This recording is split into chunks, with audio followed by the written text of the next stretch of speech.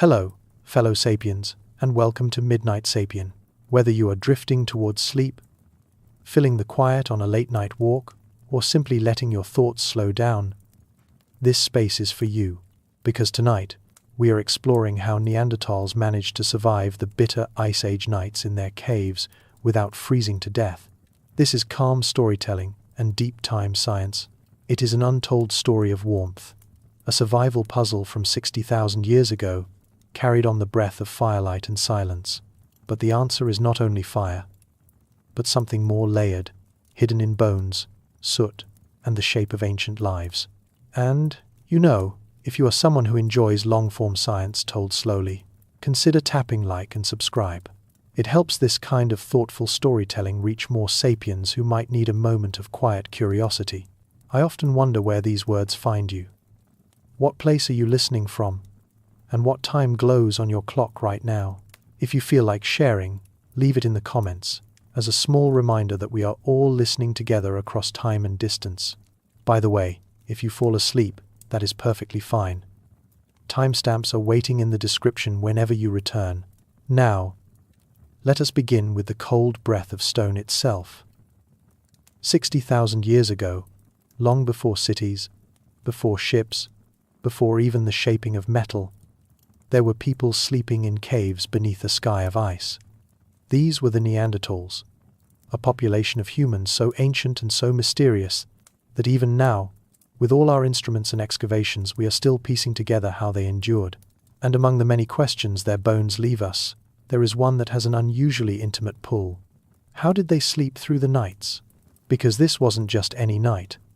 This was Ice Age Europe. Temperatures in many regions plunged below freezing for months at a time. Winter storms swept across vast plains of steppe, flattening trees, driving herds, and curling into the mouths of caves.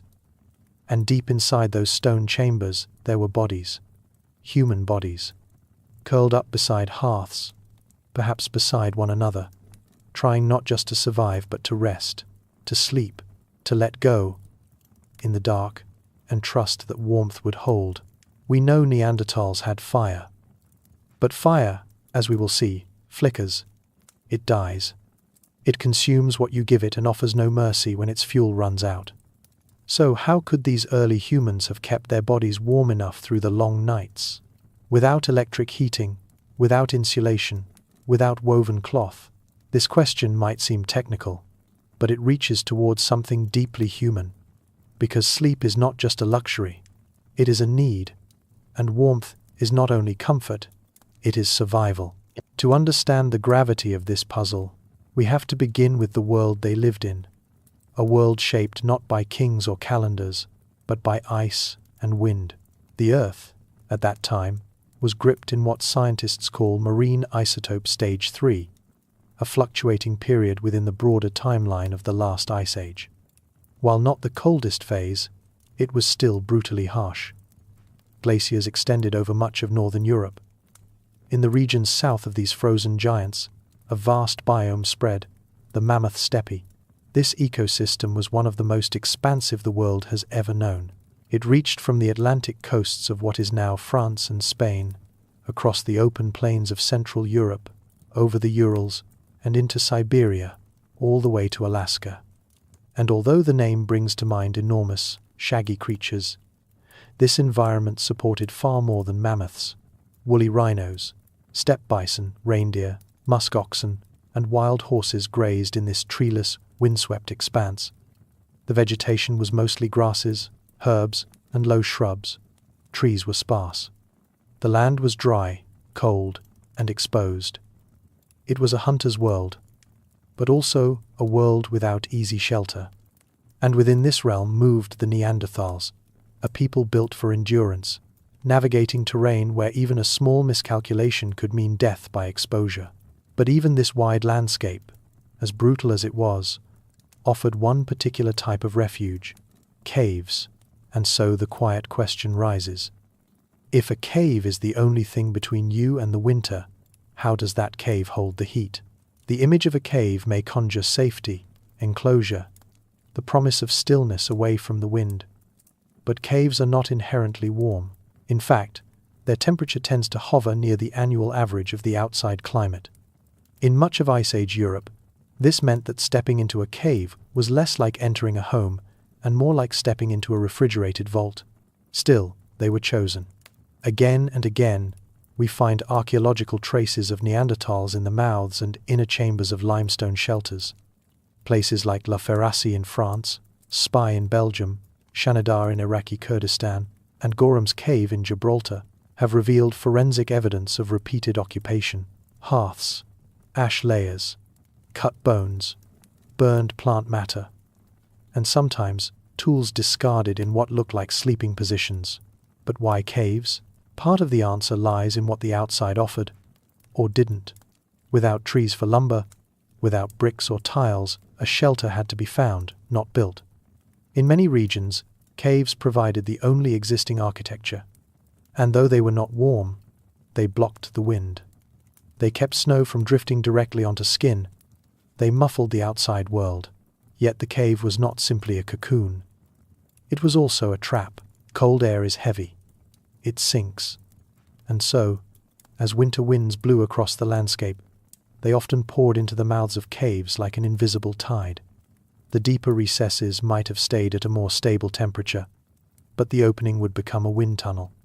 The silence we imagine inside was often broken by the low whine of moving air, sometimes so persistent that archaeologists believe it would have made deep habitation untenable in certain seasons.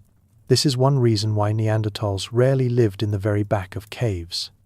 The archaeological record shows that hearths and activity zones were typically closer to the entrance, not at the edge of daylight, but within reach of it. This suggests a balance had to be struck. Too close to the mouth, and the wind and cold intruded. Too far back, and one risked suffocation, darkness, and the damp touch of stone that never saw the sunday. Fire helped. That much we know. Hearths were used, and used often. Many caves show signs of repeated fire use over centuries. Layers of charcoal build up in sediment, telling us that these ancient inhabitants did not just pass through. They returned. They stayed. They rested. But fire, like the cave itself, was not a perfect solution. Wood was not always abundant. The Mammoth Steppe was open, with few trees, and even when fuel could be found, it had to be carried, dried, and managed. A fire left unattended could sputter out in minutes. One stoked too high could fill the chamber with smoke, choking lungs and eyes. So we return to the central question. If a cave could shield you from the storm, but also trap the cold, and if fire could warm your bones, but only briefly, then what else could have kept a Neanderthal alive through a sub-zero night? To survive in such a place, with fire so fickle and shelter so cold, Neanderthals must have relied on more than heat alone. They needed to conserve warmth, to retain what little their bodies could generate. And so, we turn our attention to one of the oldest forms of insulation known to life on Earth, the animal hide. Though soft tissues do not fossilize well, we are not entirely without clues. Some of them come from bones. Reindeer, bison, ibex, and wild horse remains found near Neanderthal hearths often bear cut marks in places consistent with skinning. These marks are not random. They appear at the base of limbs, around joints, and in the places where a practiced hand would separate skin from muscle. There is no direct evidence of tailored clothing. No needles, no seams, no stitching. But that doesn't mean they didn't use hides. Instead, it suggests something simpler. Drape and wrap. Hides tied or tucked around the body, perhaps using sinew or even braided grasses. Enough to create a barrier against the cold, if not a perfect seal. We also know that Neanderthals were stocky, wide-chested, and short-limbed. Their body proportions were not an accident. These traits follow what is known as Bergmann's rule and Allen's rule, biological principles that describe how animals in cold climates tend to have bulkier bodies and shorter extremities to conserve heat. Their noses, broad and forward-facing, may have helped warm the frigid air before it reached the lungs. Their fingers were thick, their bones dense. In every measurable way, Neanderthal bodies speak the language of cold survival. But even a cold-adapted body must rest. And when it rests, it cools. Sleep slows metabolism. Muscles slacken. The body's internal fire dims to conserve energy. And so, ironically, it is in the moments of deepest rest, when the mind drifts away, when vigilance slips, that the threat of freezing becomes most acute. So we return, once more, to the cave. Imagine it, not as a romantic hollow of flickering light, but as a place of strategy, a calculated zone of warmth management. Archaeologists studying soot patterns on ceilings and walls have noticed something telling. In many cases, soot does not appear in a single layer, but in multiple horizontal bands. This suggests that fires were built and rebuilt over time, perhaps at different heights or in different spots, in an effort to optimize heat. Some researchers have proposed that stones were placed near the hearths and then moved to sleeping areas once heated, a primitive form of thermal mass heating. Others wonder whether hides were draped across openings or hung like curtains to trap heat in small sleeping chambers within the larger cave. But much of this remains hypothetical. The materials that would tell us for sure, the furs, the fibers, the wooden frames, have not survived. What the bones can't tell us, we can only infer from shadows and absence. And yet, the absence itself leaves a kind of fingerprint, a silence that speaks. A mystery still warming beneath the stone. If silence is a kind of evidence, then absence becomes its companion. What Neanderthals left behind is not just what we find, but what we fail to. No remnants of structured bedding. No walls built from timber or woven mat. And yet, the way their tools and bones are distributed tells a subtler story. At the site of Combe Grenal in France, archaeologists noticed something unusual. The layers of occupation within the cave spanned tens of thousands of years. Within those layers, the positions of hearths slowly shifted forward and back over time, as if the inhabitants were experimenting with the cave's microclimates, nudging the fire closer to the mouth in warmer seasons, retreating deeper in colder months, searching for the line where heat met breathability. This is not a sign of random habit.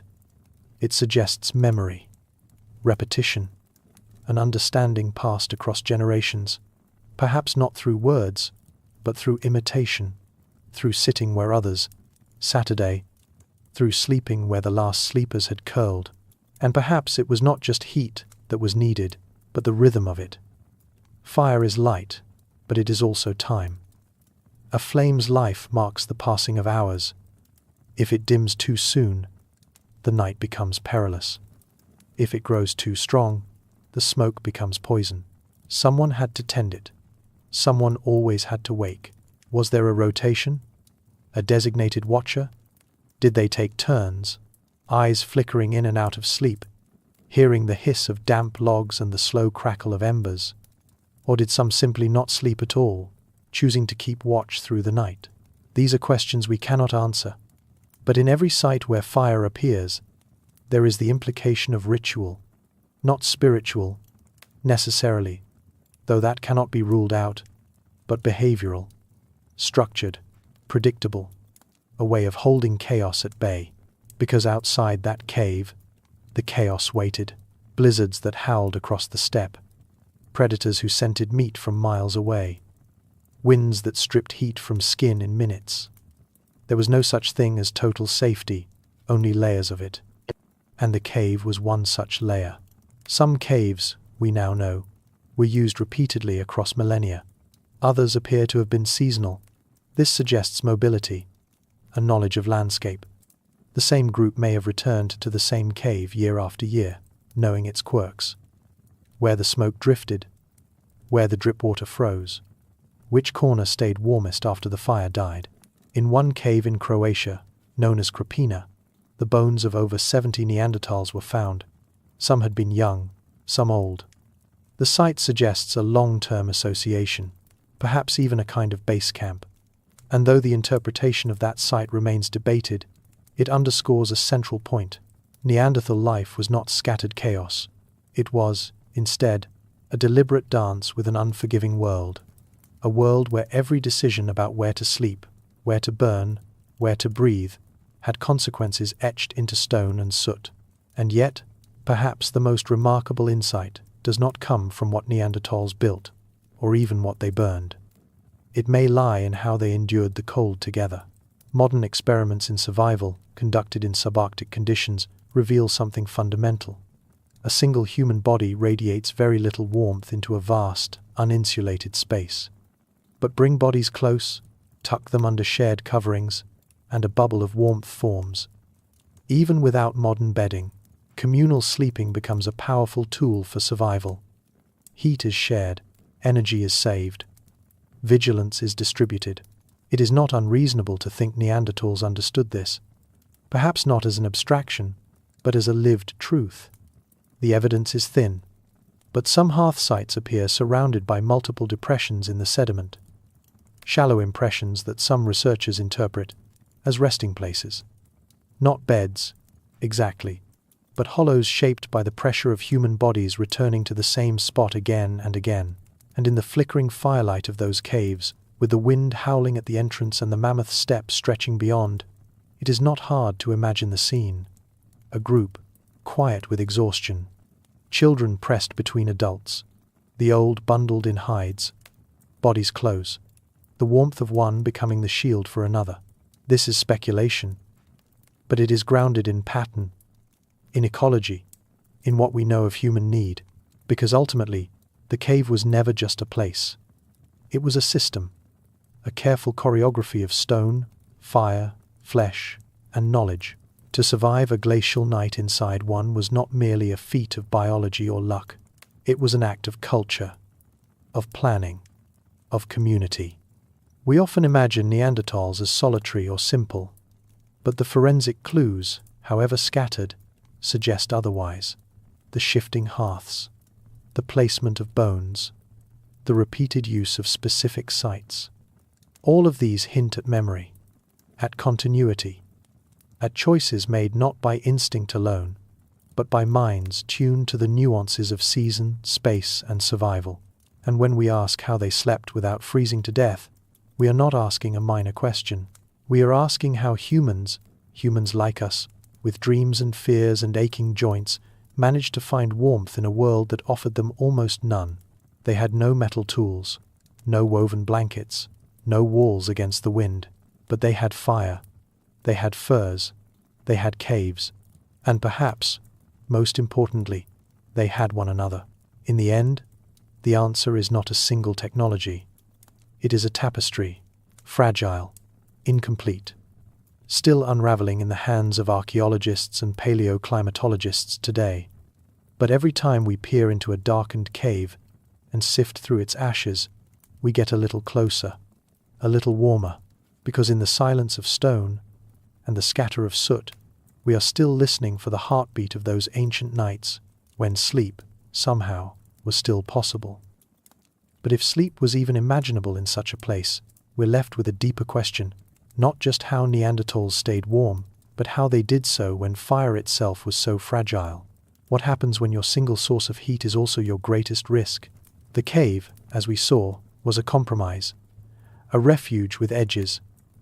But fire was both blessing and burden, and in the Ice Age world, it was never guaranteed. It is easy to romanticize fire. We think of it as dependable. Flick a lighter, turn a knob, strike a match, and there it island heat. Light. Control. But the fires of 60,000 years ago were another matter entirely. There is no evidence that Neanderthals could create fire from scratch. That is not to say they couldn't, but so far, the archaeological record has not yielded a single fire-starting tool associated definitively with Neanderthal sites. No flint strikers, no preserved kindling kits, no evidence of bow drills or fire saws like those seen in later Homo sapiens groups. So the dominant theory, at least for now, is this: they likely preserved fire, rather than producing it. If a lightning strike or wildfire gave them flame, they could carry it, nurture it, protect it. They may have learned to transport embers inside containers, perhaps carved bone, or bundles of bark and moss, to seed new hearths in new places. But that ember was precious. It had to be fed, guarded, rekindled. If it went out, there may have been no way to bring it back, not until nature offered it again, and within a cave, with moisture rising from the ground, with drafts slipping through cracks, with fuel sometimes scarce or frozen, keeping a fire going was not a passive task. Experiments in similar environments today show how easily a flame can die in damp air. Even dry wood resists ignition when the surrounding temperature is low enough.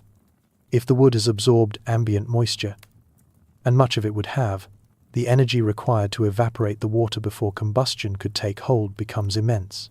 And Neanderthals, as far as we can tell, did not have ceramic vessels to dry fuel beside the hearth. They did not have chimneys to draw smoke upward and oxygen in. So every fire was a balancing act. Too low, and it failed. Too high, and the smoke pooled. Too far from sleeping bodies, and the warmth never reached the skin. Too close, and the risk of burns, ash, or asphyxiation rose. We often talk of fire as invention, but in this context, fire was stewardship, a quiet, relentless responsibility. And that, perhaps, is the first clue to understanding just how astonishing their endurance really was. And that, perhaps, is the first clue to understanding just how astonishing their endurance really was. Because to truly feel the weight of this mystery, we have to step into their cold, not just through archaeological remains, but through our own living bodies. Through the limits we still carry in our flesh today. In modern times, we rarely face unmediated exposure to the cold. Most of us live with walls, heating systems, layers of clothing, and weather forecasts. We plan for the cold. We keep it at a distance, but when that distance closes, the experience can become harrowing almost immediately. In controlled experiments, healthy adults placed in environments below freezing, even with modest wind, begin to lose core temperature within minutes. Fingers become stiff. Skin goes numb. The body shifts blood away from the extremities to protect vital organs, beginning the slow spiral toward hypothermia. Shivering helps for a time, but it burns energy. And if energy reserves run out, if calories are too few, or fatigue too great, the shivering stops. That's when the danger deepens. Some cold exposure tests use what's called a nude at rest metric.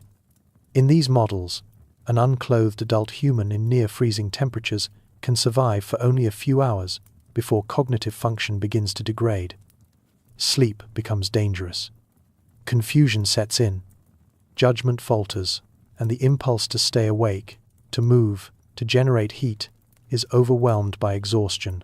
Now imagine that same body in a cave with no insulation. The stone walls radiating cold back toward the skin. The air damp. The fire perhaps burning low. There are no wool blankets, no down coats, no thermostats. What kept the Neanderthal body alive through that? Some anthropologists believe we must shift the question slightly. Not how they endured, but how they learned to endure. Because endurance, in the Ice Age, was not a state of passive survival.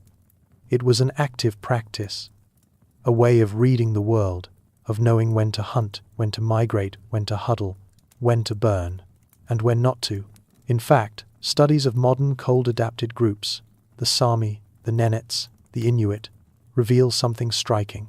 Many traditional practices are less about maximizing heat and more about minimizing loss. A shift in mindset. Instead of seeking to create warmth from nothing, the goal becomes to prevent the warmth you already have from slipping away. This philosophy likely guided Neanderthals too. Their bodies, as we've seen, were already shaped by millennia of cold exposure. But the body alone wasn't enough. Strategies had to be passed down, not written, but repeated. Habits that preserved warmth, that avoided sweat, that chose the right posture in the dark, because even one wrong move, one moment of overexertion followed by stillness, could open the door to freezing. So the mystery deepens. Not only were they surviving, they were doing so with no tools, no materials, and no margin for error that we would recognize today. So the mystery deepens. Not only were they surviving, they were doing so with no tools, no materials, and no margin for error that we would recognize today. This is why the question of Neanderthal endurance becomes more than an archaeological curiosity. It becomes a scientific puzzle, a problem of physics, biology, and behavior, bound together by fragments of ash and bone, and suspended within a world colder than we can comfortably imagine. Take, for example, the energy balance required simply to stay warm. A body exposed to near-freezing temperatures must burn calories just to maintain its internal heat.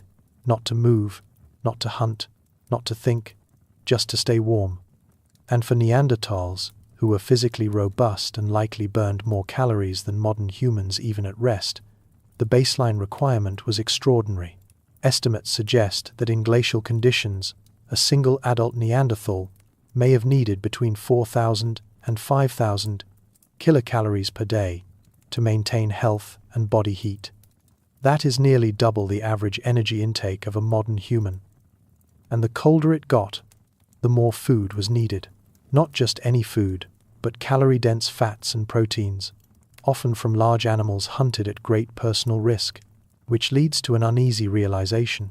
If a fire went out in the middle of the night, if a hide was wet, if someone fell ill and could not hunt for a few days, the consequences were not just discomfort, they were potentially fatal. So how did they plan for that? The bones give us only whispers, but the presence of burned bones suggests marrow extraction, a calorie-dense practice requiring intention.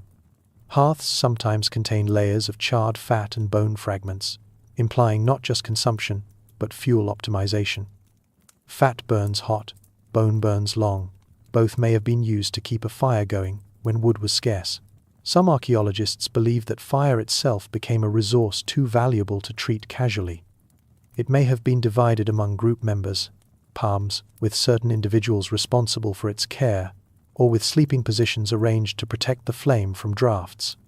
Others imagine fire as a social axis, a point around which stories, grooming, meals, and rituals orbited, not for convenience, but as a strategy for survival. And yet, for all of that, fire could still fail. Which brings us back to the puzzle. The deeper we go into this question, how did they avoid freezing to death, the more it begins to resemble a kind of equation, one where warmth is the product of many variables: body shape, food intake, shelter structure, clothing, posture, group size, fire location, sleep cycle, and more. Change one, and the balance shifts. We are not dealing with a single invention.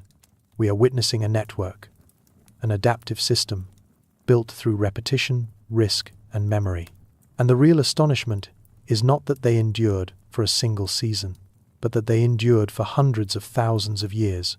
And the real astonishment is not that they endured for a single season, but that they endured for hundreds of thousands of years.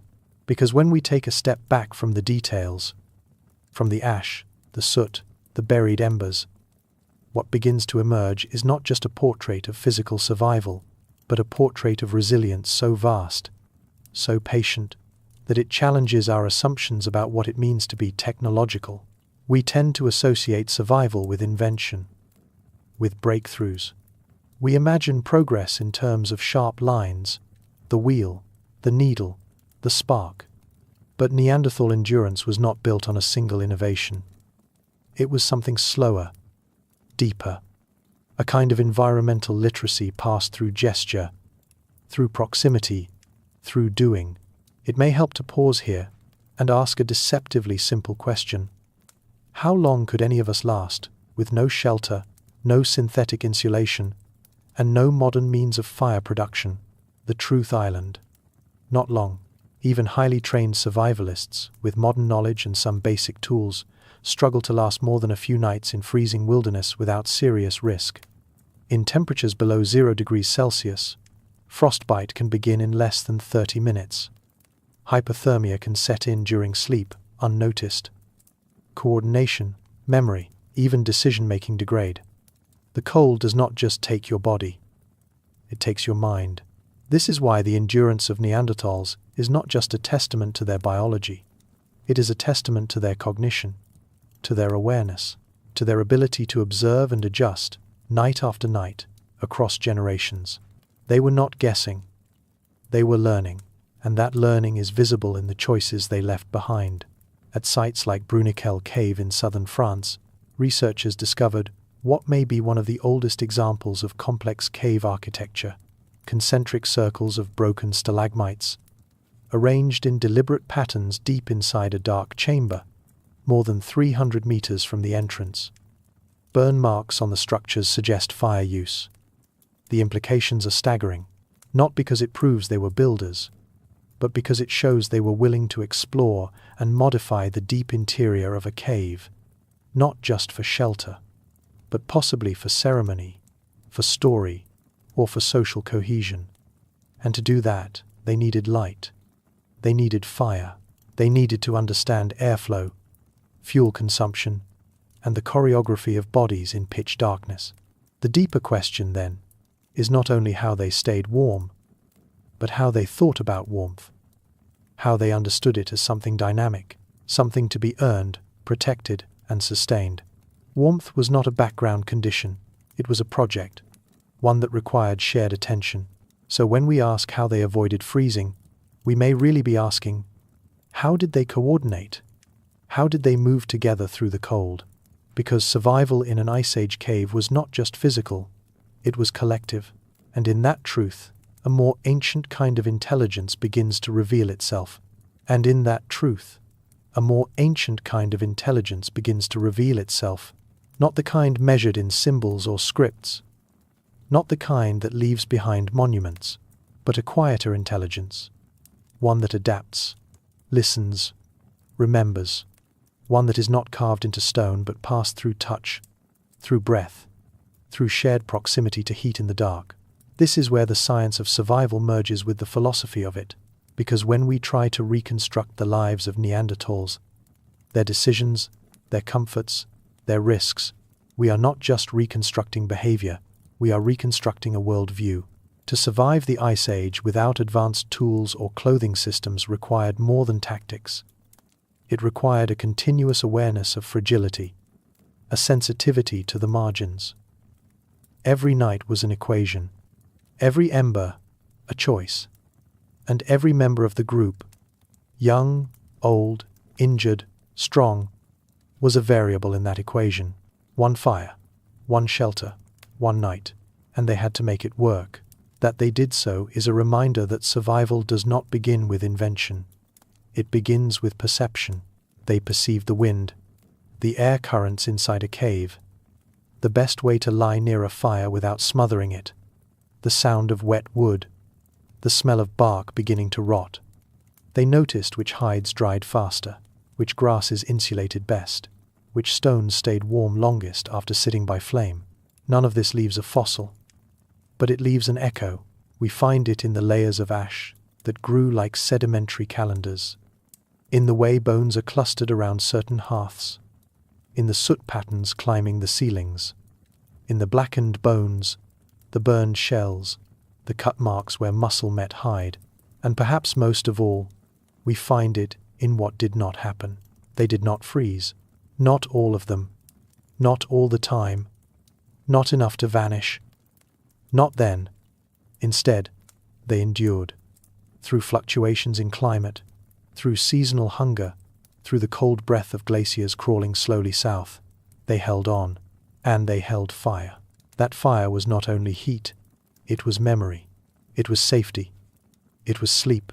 And if we return to that initial question, how did Neanderthals avoid freezing to death in caves? We now see that the answer was never singular. It was layered, interdependent. It was written into the shape of their bones, the repetition of their habits, and the collective rhythm of survival that they carried through each night. So maybe the better question is this: what happens when you are born into a world that will never be warm, and you choose to stay anyway? That, in the end, may be the clearest definition of endurance we can find, and it is in that definition, quiet, cumulative, unspectacular, to me's, that Neanderthal life still speaks to us, not as a vanished species, but as ancient kin who once, like us, simply wanted to sleep through the cold. Not as a vanished species, but as ancient kin who once, like us, simply wanted to sleep through the cold. But how do we know that any of this truly happened? The fires, the warmth, the shared vigilance in the dark. How can we reach across 60,000 years and find something as ephemeral as heat? The answer lies in fragments. Tiny, brittle, scorched, and half buried, but still whispering, because fire does not leave monuments. It does not fossilize like bone. It vanishes quickly, and yet it alters everything it touches. Stone becomes blackened, bone cracks, soil changes, air deposits soot where none belonged. And in these quiet scars, the archaeologist begins to read. Across Europe and Western Asia, scattered in limestone shelters and deep cave alcoves, researchers have uncovered what may be some of the oldest surviving evidence of repeated fire use by Neanderthals. Hearths, simple circles, layers of compacted ash, blackened sediment surrounded by broken stone tools or cut bones. These are not fireplaces in the modern sense. There are no constructed walls, no chimneys, but they are consistent, and they repeat across sites and across time. At Grotte du Lazaret in southern France, researchers found a rectangular living area, roughly divided into zones, one of which contained a clear hearth. Burned animal bones were clustered around it, suggesting not only heat, but cooking, butchery, perhaps even rest. Farther north, at Beech's Pit in England, another hearth revealed itself in bands of heat-reddened earth, burned flint. Fragments of bone charred along one edge and not the other.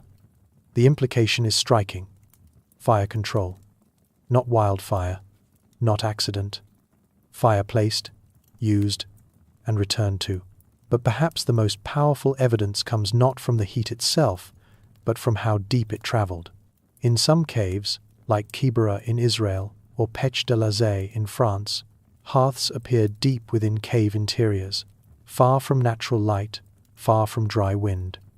For fire to exist in such places, fuel had to be carried, flames preserved, oxygen managed. Smoke had to be tolerated. Light, in the absence of fire, would have been non-existent, and so a question emerges. Why build fires so far inside? Some believe it was about privacy or ritual. Others suggest that colder climates pushed Neanderthals deeper into the stone, away from drafts. Still others point to the ecology of predators, cave lions, hyenas, which may have required early humans to claim deeper ground and hold it with flame. Whatever the reason, these hearths serve as more than proof of warmth. They are evidence of persistence, of return. In sites where layers of ash appear between layers of sediment, we see the rhythms of life and absence. The fire goes out, the cave fills with dust, and then one day the fire returns. And in that return, we glimpse the heartbeat of something more than instinct. We glimpse intention, and in that return, we glimpse the heartbeat of something more than instinct. We glimpse intention, but what did those fires contain? What did they burn, and what did they leave behind? This is where ash becomes archive. A forensic record, not of words, but of heat. Its choices, its consequences, its fragile endurance across time. Among the most telling clues are the bones. Burned bones behave differently than unburned ones. Heat changes their color, texture, structure. At lower temperatures, bone may turn brown or black, carbonized but still firm. At higher temperatures, it becomes pale, chalky, brittle, calcined. This gradient becomes a kind of temperature map, allowing archaeologists to infer not only that fire was present, but how hot it burned, how long it lasted, and what it consumed. In Neanderthal sites across Europe, from Bruniquel Cave in Croatia to Cueva de Bolomor in Spain, charred bones are common. Some bear butchery marks.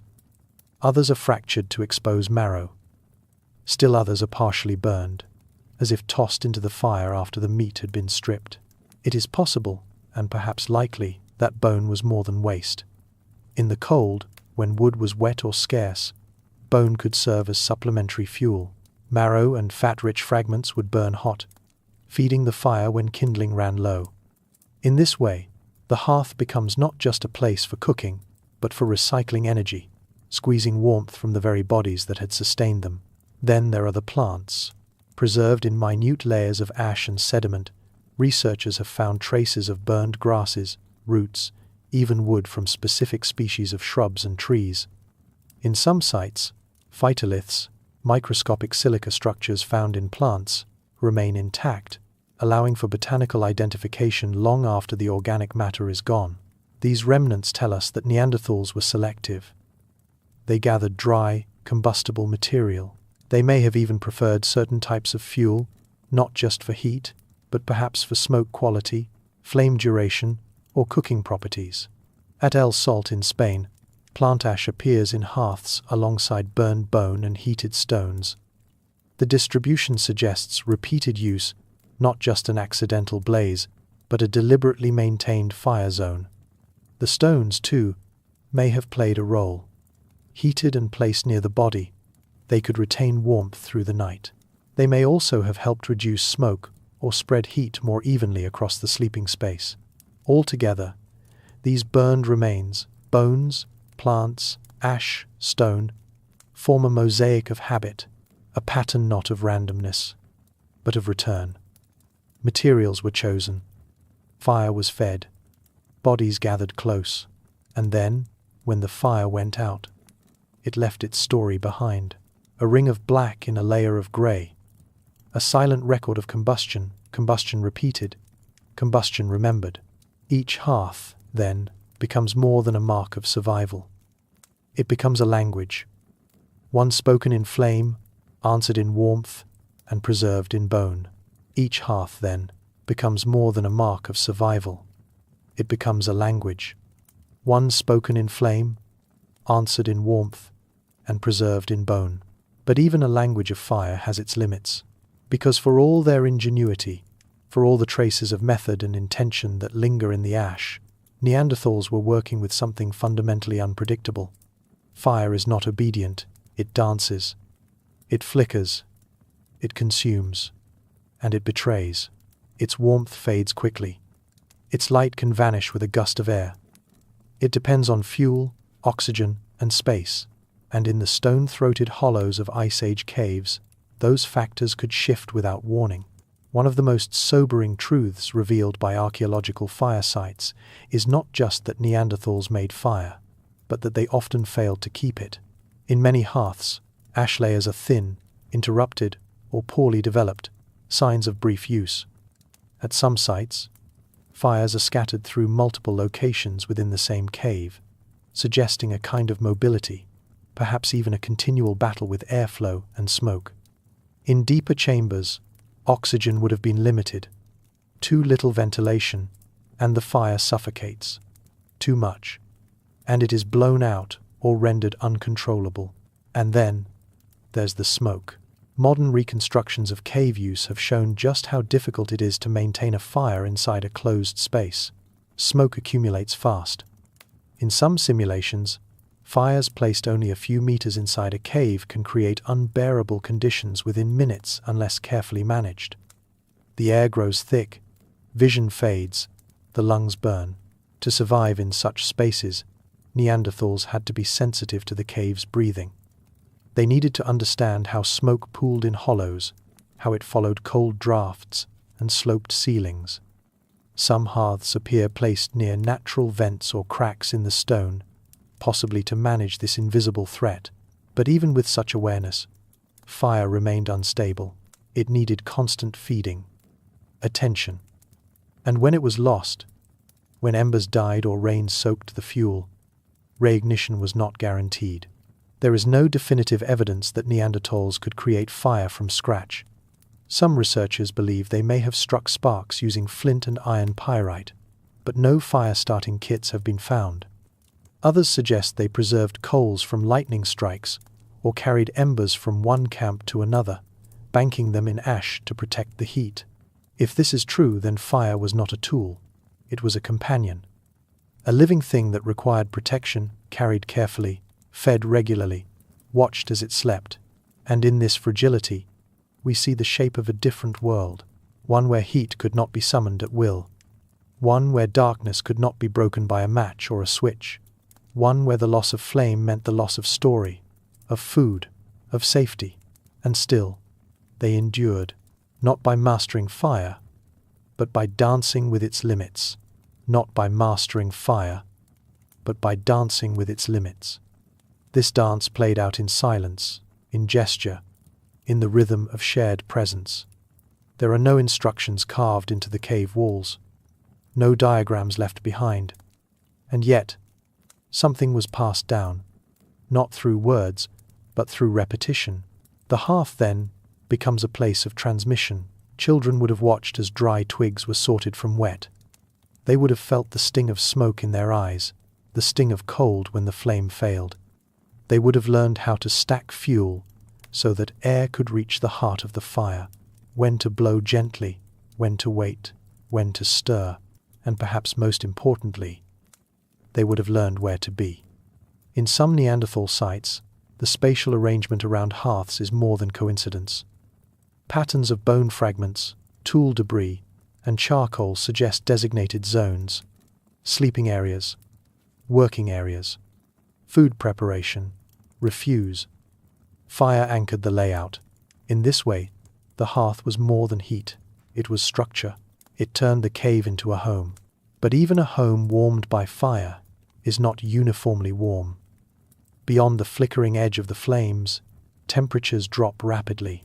Just a few meters away, the cave returns to its ambient cold, a cold that could be bone-deep in glacial seasons.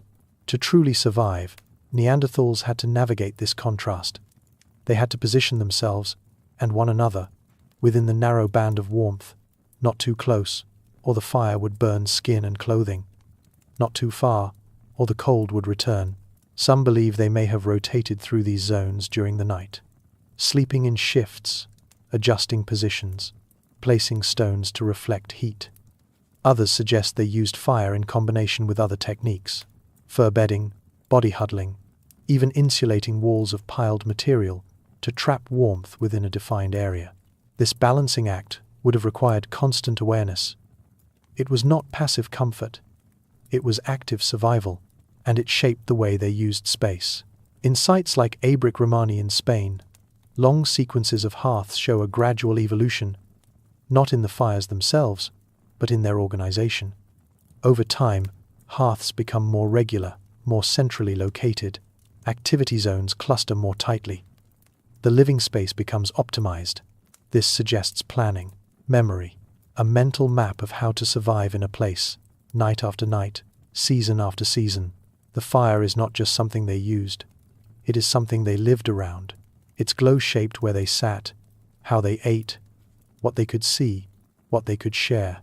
In the heart of the Ice Age, warmth was not given. It was arranged, and the Neanderthals, with their quiet precision, arranged it again and again, not only to survive, but to belong within it. And the Neanderthals, with their quiet precision, arranged it again and again, not only to survive, but to belong within it.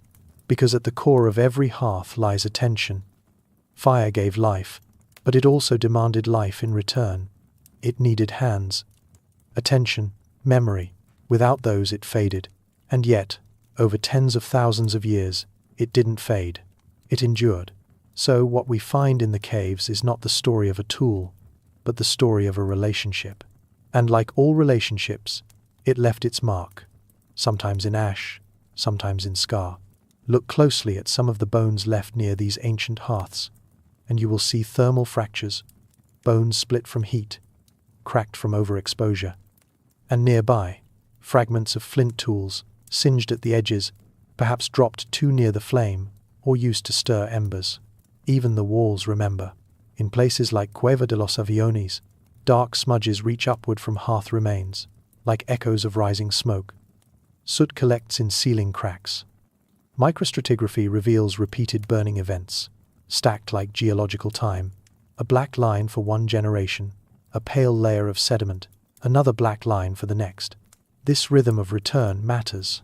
It means they came back, over and over, to the same spot. They remembered which alcove caught the light, which floor stayed dry, which wind brought in cold. They remembered, and they chose. And in choosing, they taught.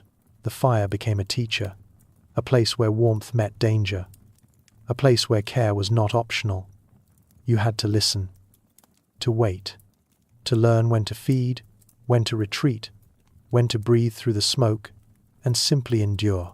Perhaps this is why the hearth held such power, not only as a physical center, but as a social one. Around it, stories might have been shared, wounds tended, food passed, eyes closed, a rare moment of rest, flickering against the stone. And when the fire finally died, when the group moved on, or the cave emptied for a season, it left a residue, not just of ash, but of rhythm, and that rhythm became the record, because ash is memory, and memory is the only warmth that survives when the cold comes again. So as we walk through these sites today, crouching beside blackened circles beneath rock shelters, or tracing burn marks on scattered ribs, we are not just uncovering evidence. We are meeting presence, presence held through fire, presence held through care, presence that insisted, night after night, that this moment, this warmth, mattered enough to fight for, even in a world of ice, even when the wind howled through the silence, even when tomorrow was uncertain. They stayed, they made warmth, they left it behind, and in that they left a trace, not just in ash, not just in bone, but in us. But bones and ash tell only part of the story. Fire may have burned in the center of their world, but it did not follow them out into the wind.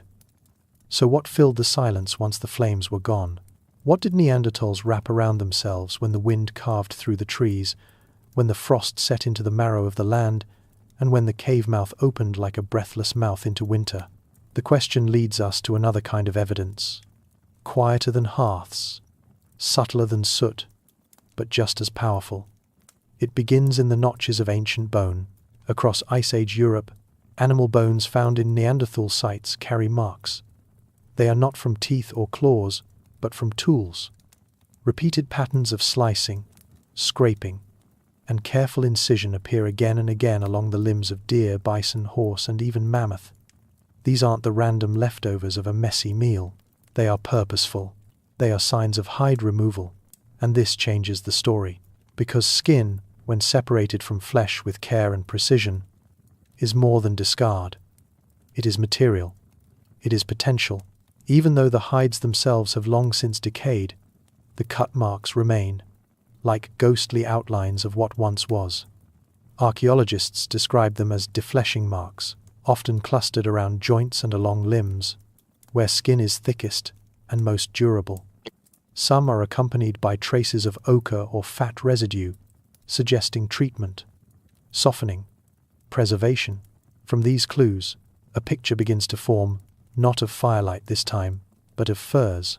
Imagine, then, a figure hunched in the cold, not naked, not bare, but layered, draped in reindeer or wrapped in wolf. The wind hits, but the skin beneath is dry. The heat of the body stays close.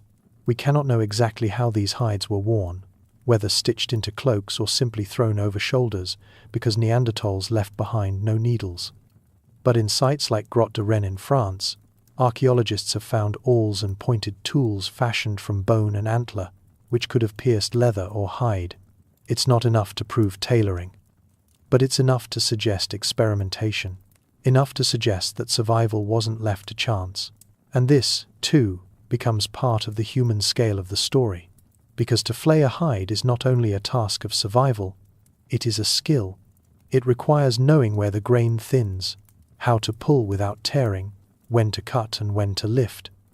It takes knowledge passed from hand to hand, a quiet choreography beneath the weight of winter, and in the end, what's left is warmth, not heat, like fire gives, but warmth. The slow, soft kind that stays with you through the long night. Warmth that wraps. Warmth that endures. Warmth that wraps. Warmth that endures. Because warmth, unlike fire, can be worn. It can travel.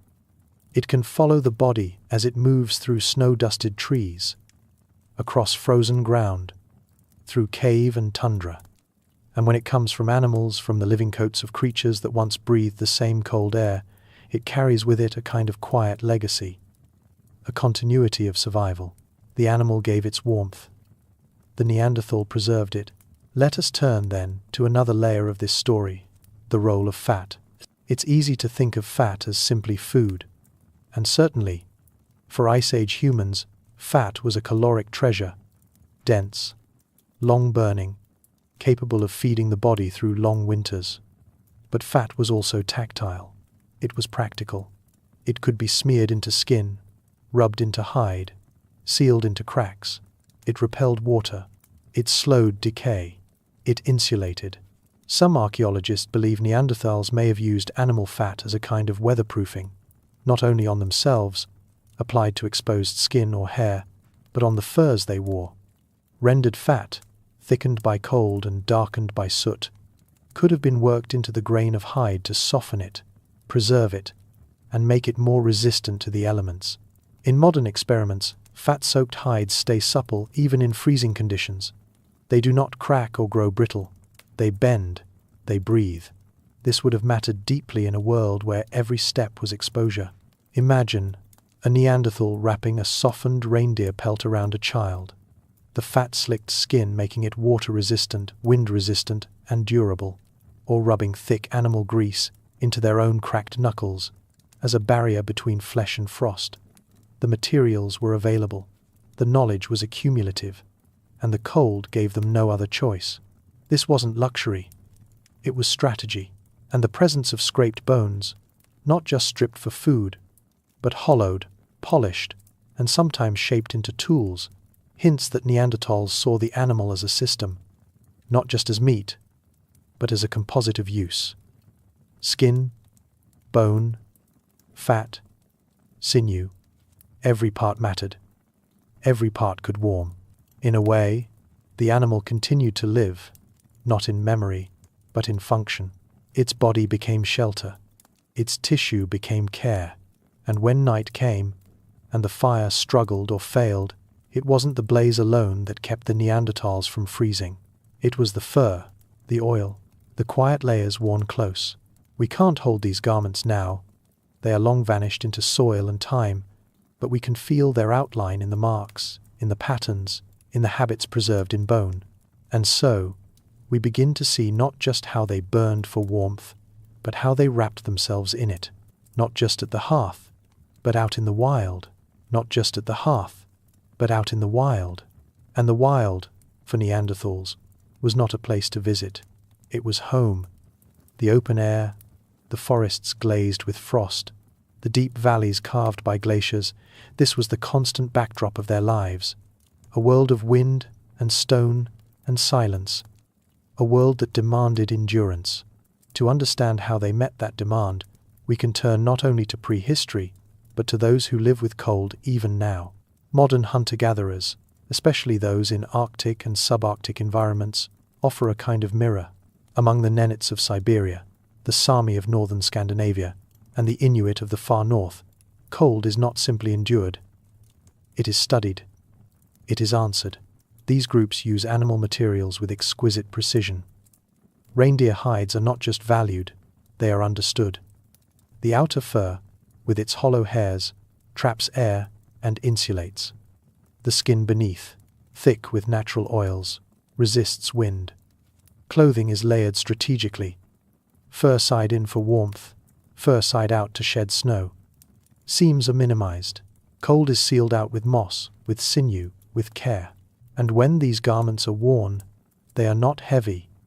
They are not stiff. They move with the body. They breathe with it. This is not invention. It is inheritance. The slow accumulation of attention over thousands of years.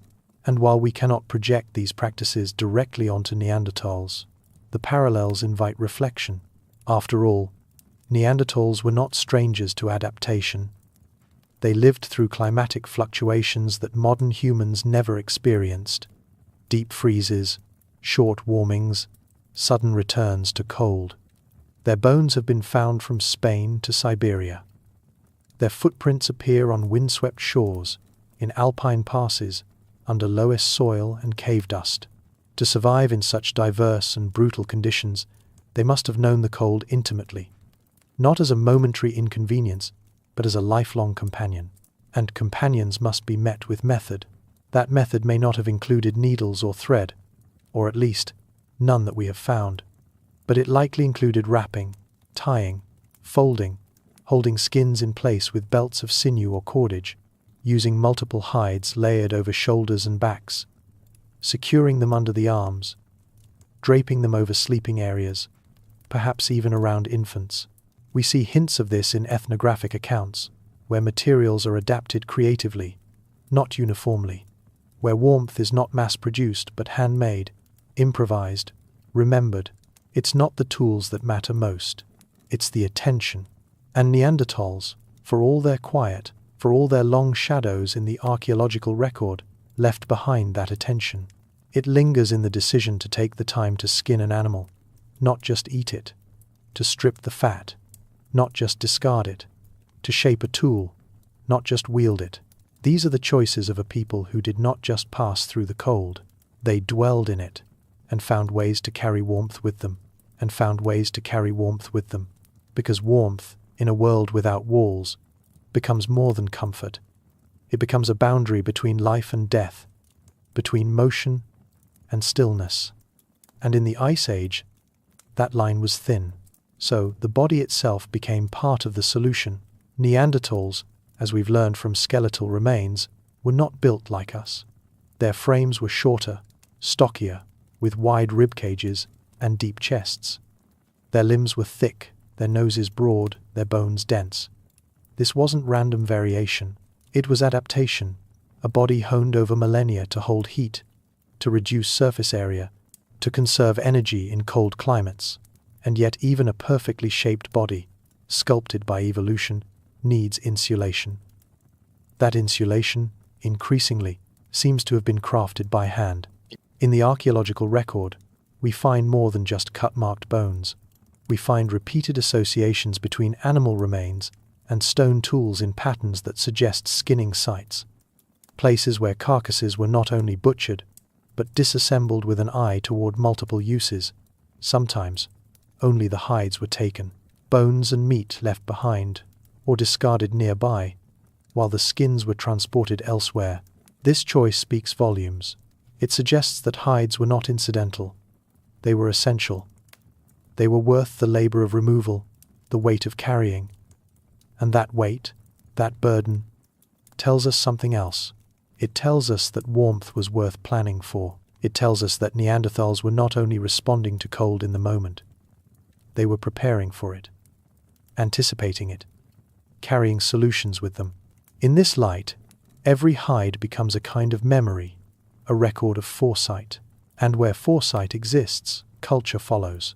It's not hard to imagine routines forming around this knowledge. Perhaps some individuals became especially skilled in hide preparation. Perhaps certain caves were favored for skinning, others for sleeping. Perhaps dried skins were stored for future use, cured by smoke or sun, softened by hand. We may never know the full shape of these practices, but they leave a contour, a shape of absence that still speaks. And what it says is this: the wild did not defeat them. They met it, wrapped in the warmth of what once ran free, walking beside the flicker of firelight. They moved through forests where snow fell soundlessly on branches, and the sky turned to slate. They wore the memory of the animals they hunted. Not in trophies, but in shelter. Not in conquest, but in care. And in doing so they built a second skin, one that was stitched not by needle, but by need, bound not by thread, but by the patience of repetition. This was not decoration, it was survival, and it was quiet, because cold does not negotiate, it does not listen, it does not wait. But Neanderthals did.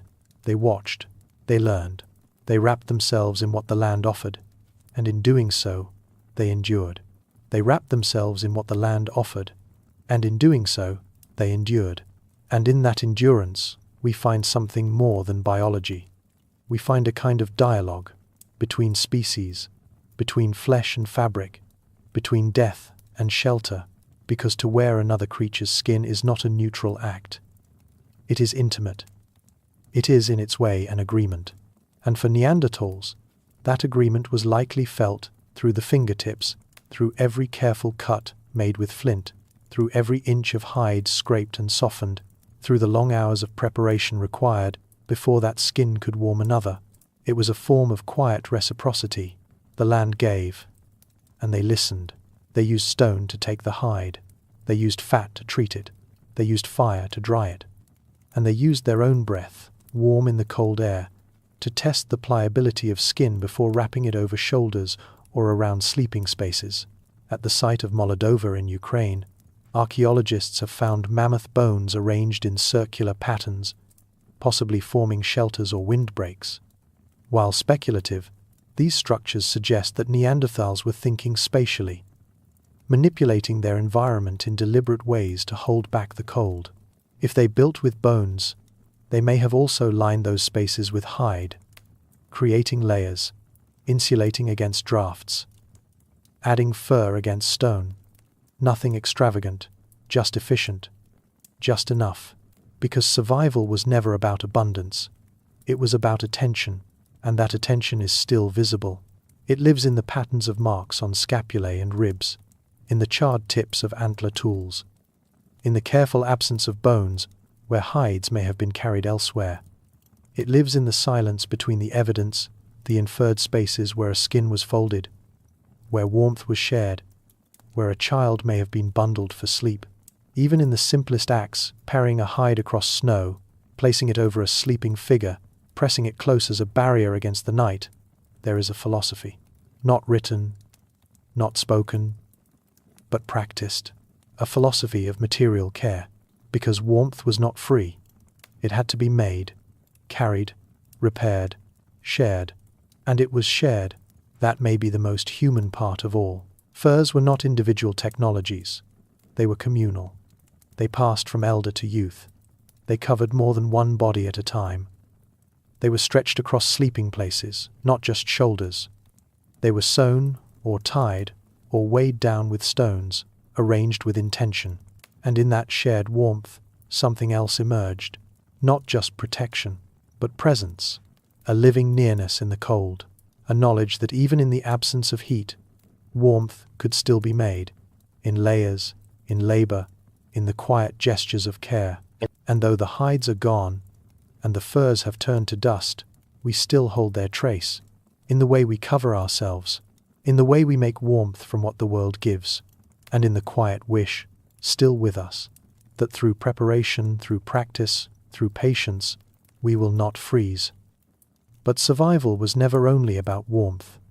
It was also about stillness, about carving out places in a restless world where the wind could not find you, and the night could be held back by more than just fur and fire. So what happens when the body alone is not enough?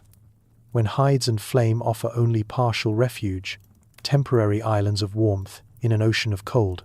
The quiet but persistent question that arises is, how did Neanderthals reshape the frozen world around them into something that could be called a home? The caves they chose were not blank slates. These were natural spaces, born of geological time, with contours and cracks shaped by ice, water, and collapse. Some were shallow mouths in the cliffside, others deep tunnels stretching back into darkness. They offered protection, yes, but also risk, dampness, poor ventilation, animal predators, the cold weight of silence. And yet, slowly, the archaeological record begins to suggest that these caves were not simply used, they were modified. At sites like La Ferracie in France, archaeologists have found carefully arranged slabs of stone, not collapsed rubble, but intentionally positioned. Some form low walls, as if to block wind at sleeping level. Others create shallow enclosures, perhaps to retain heat or to partition activity areas. These arrangements are not monumental, they are subtle, which makes them all the more striking, because subtlety in archaeology is often the fingerprint of care. At Moldova, on the banks of the Dniester River, in what is now Ukraine, another pattern emerges: large mammoth bones arranged in arcs or circles, interspersed with stones and hearths. It's unclear whether these were true walls or symbolic boundaries, but in either case, they reflect intention. They reflect a mind that looked at open space and imagined it differently, to move stones, to choose a layout, to create thresholds where there were none. These are the early gestures of architecture, not in the modern sense, not buildings or blueprints, but architecture as a way of saying, "This place matters. This is not just where we are, this is where we remain." Such gestures do not survive in full. Wind and time reduce most shelters to faint shadows, dark stains in the soil, irregular patterns of bone or ash. But when viewed collectively, across dozens of sites, a pattern begins to flicker. Neanderthals weren't simply finding caves, they were shaping them. They were layering stone over stone, arranging boundaries, selecting areas for warmth and rest. And perhaps, though we cannot know for certain, they were choosing directions, sleeping away from the wind, placing fire where light could reflect off walls, using stone slabs not just as barriers, but as memory, silent markers of the living. And so, in the hush of deep time, the first walls rise, not to divide, but to hold in heat, to hold out the cold, to hold each other, because warmth, when shared, becomes architecture too. Not in beams or ceilings, but in placement, in the positioning of bodies, of objects, of firelight. And so we arrive at the hearth, the flickering heart of prehistoric life. Archaeological sites across Ice Age Europe are rich with traces of hearths, ash layers, burned bone, charcoal, and scorched soil. Some are single, lonely circles of blackened ground. Others appear in clusters or in sequence, built and rebuilt over years of occupation. But the hearth was never random. Its placement, we now believe, was careful, strategic, chosen not only to light the cave, but to warm it, and to warm it well. In deeper caves, where natural light never reached, hearths were placed close to walls, their glow bouncing back to illuminate the space. In shallower spaces, hearths often appear near the cave's entrance, perhaps to vent smoke, or to signal presence to those returning. Some hearths appear in what seem to be sleeping areas, warm zones for resting, eating, mending hides. Others are flanked by stone tools or piles of bones, suggesting workspaces arranged around the fire. In each case, the hearth is a center, a point around which other actions orbit, and its placement, repeated with care across thousands of years, tells us that Neanderthals understood their caves not just as shelter, but as systems. Spaces with airflow, with darkness and light, with noise and silence, and fire was the anchor. It did not merely burn, it organized. The temperature range of a fire is not constant. It radiates outward in gradients, each one useful in a different way. Close to the coals, meat can cook or dry. A few feet away, warmth lingers, enough for skin to stay supple, for fingers to work without stiffening. Beyond that, the air cools, good for sleeping or storing meat in colder conditions. Experiments in modern ethnoarchaeology show that even a small hearth can influence the microclimate of a cave for hours, depending on its fuel, location, and the stone surfaces around it. The fire's breath warms stone, and stone, in turn, exhales that warmth long after the flames die. And so, Neanderthals may have learned how to place their fires not just for heat, but for memory, warming the walls, letting the cave itself remember. This was not a crude instinct. It was a science without a name. A quiet knowledge built from repetition, from observation, from survival. To place a fire well is to change a cave. It is to turn shelter into home, to shape space with heat, with smoke, with rhythm, to create, in stone and ash, a room that responds. And though these hearths have long since gone cold, their outlines remain, not just in soil, but in our understanding, in the knowledge that warmth was not only kindled, it was placed, with care, with repetition, with knowledge passed not in words, but in movement, a hand remembering where last winter's fire cracked the stone just enough, a gesture retraced across seasons. And today, we can follow those gestures through a different lens, not only through excavation, but through recreation. This is the quiet work of experimental archaeology, not dramatic reenactment, but patient reconstruction. Scientists, craftspeople, and specialists working together to rebuild what time has unbuilt, using stone tools shaped as Neanderthals shaped them, selecting woods that grew in Ice Age forests, lighting fires in caves under similar conditions, observing, what does it take to heat a cave with no insulation, no chimney, no matches? The answers are precise. Even a small fire can raise the temperature of a chamber by several degrees, but only in the right place. Heat rises, but stone absorbs. A fire too near a wall may fail to radiate. Too far, and its warmth disperses. Smoke is a constant companion, and its management becomes a science of airflow, finding the delicate balance between sheltering from the wind and allowing just enough draft to clear the air. In one experiment, conducted in a replica Paleolithic shelter, researchers tested hearth placements and measured interior temperatures. When the fire was centrally located and protected by a low stone wall, warmth spread further and lasted longer. Smoke pooled less. Light reached more surfaces. Another team, working in a natural cave in southern France, recreated hearths based on ash patterns found in archaeological layers. They used only materials available to Neanderthals: dry branches, flint, dried grass. Their goal was to see not just how fire burned, but how it lingered. They discovered that warming the stone itself mattered more than building a large blaze. Once heated, the rock walls slowly radiated comfort through the night, turning the cave into a kind of passive heat source.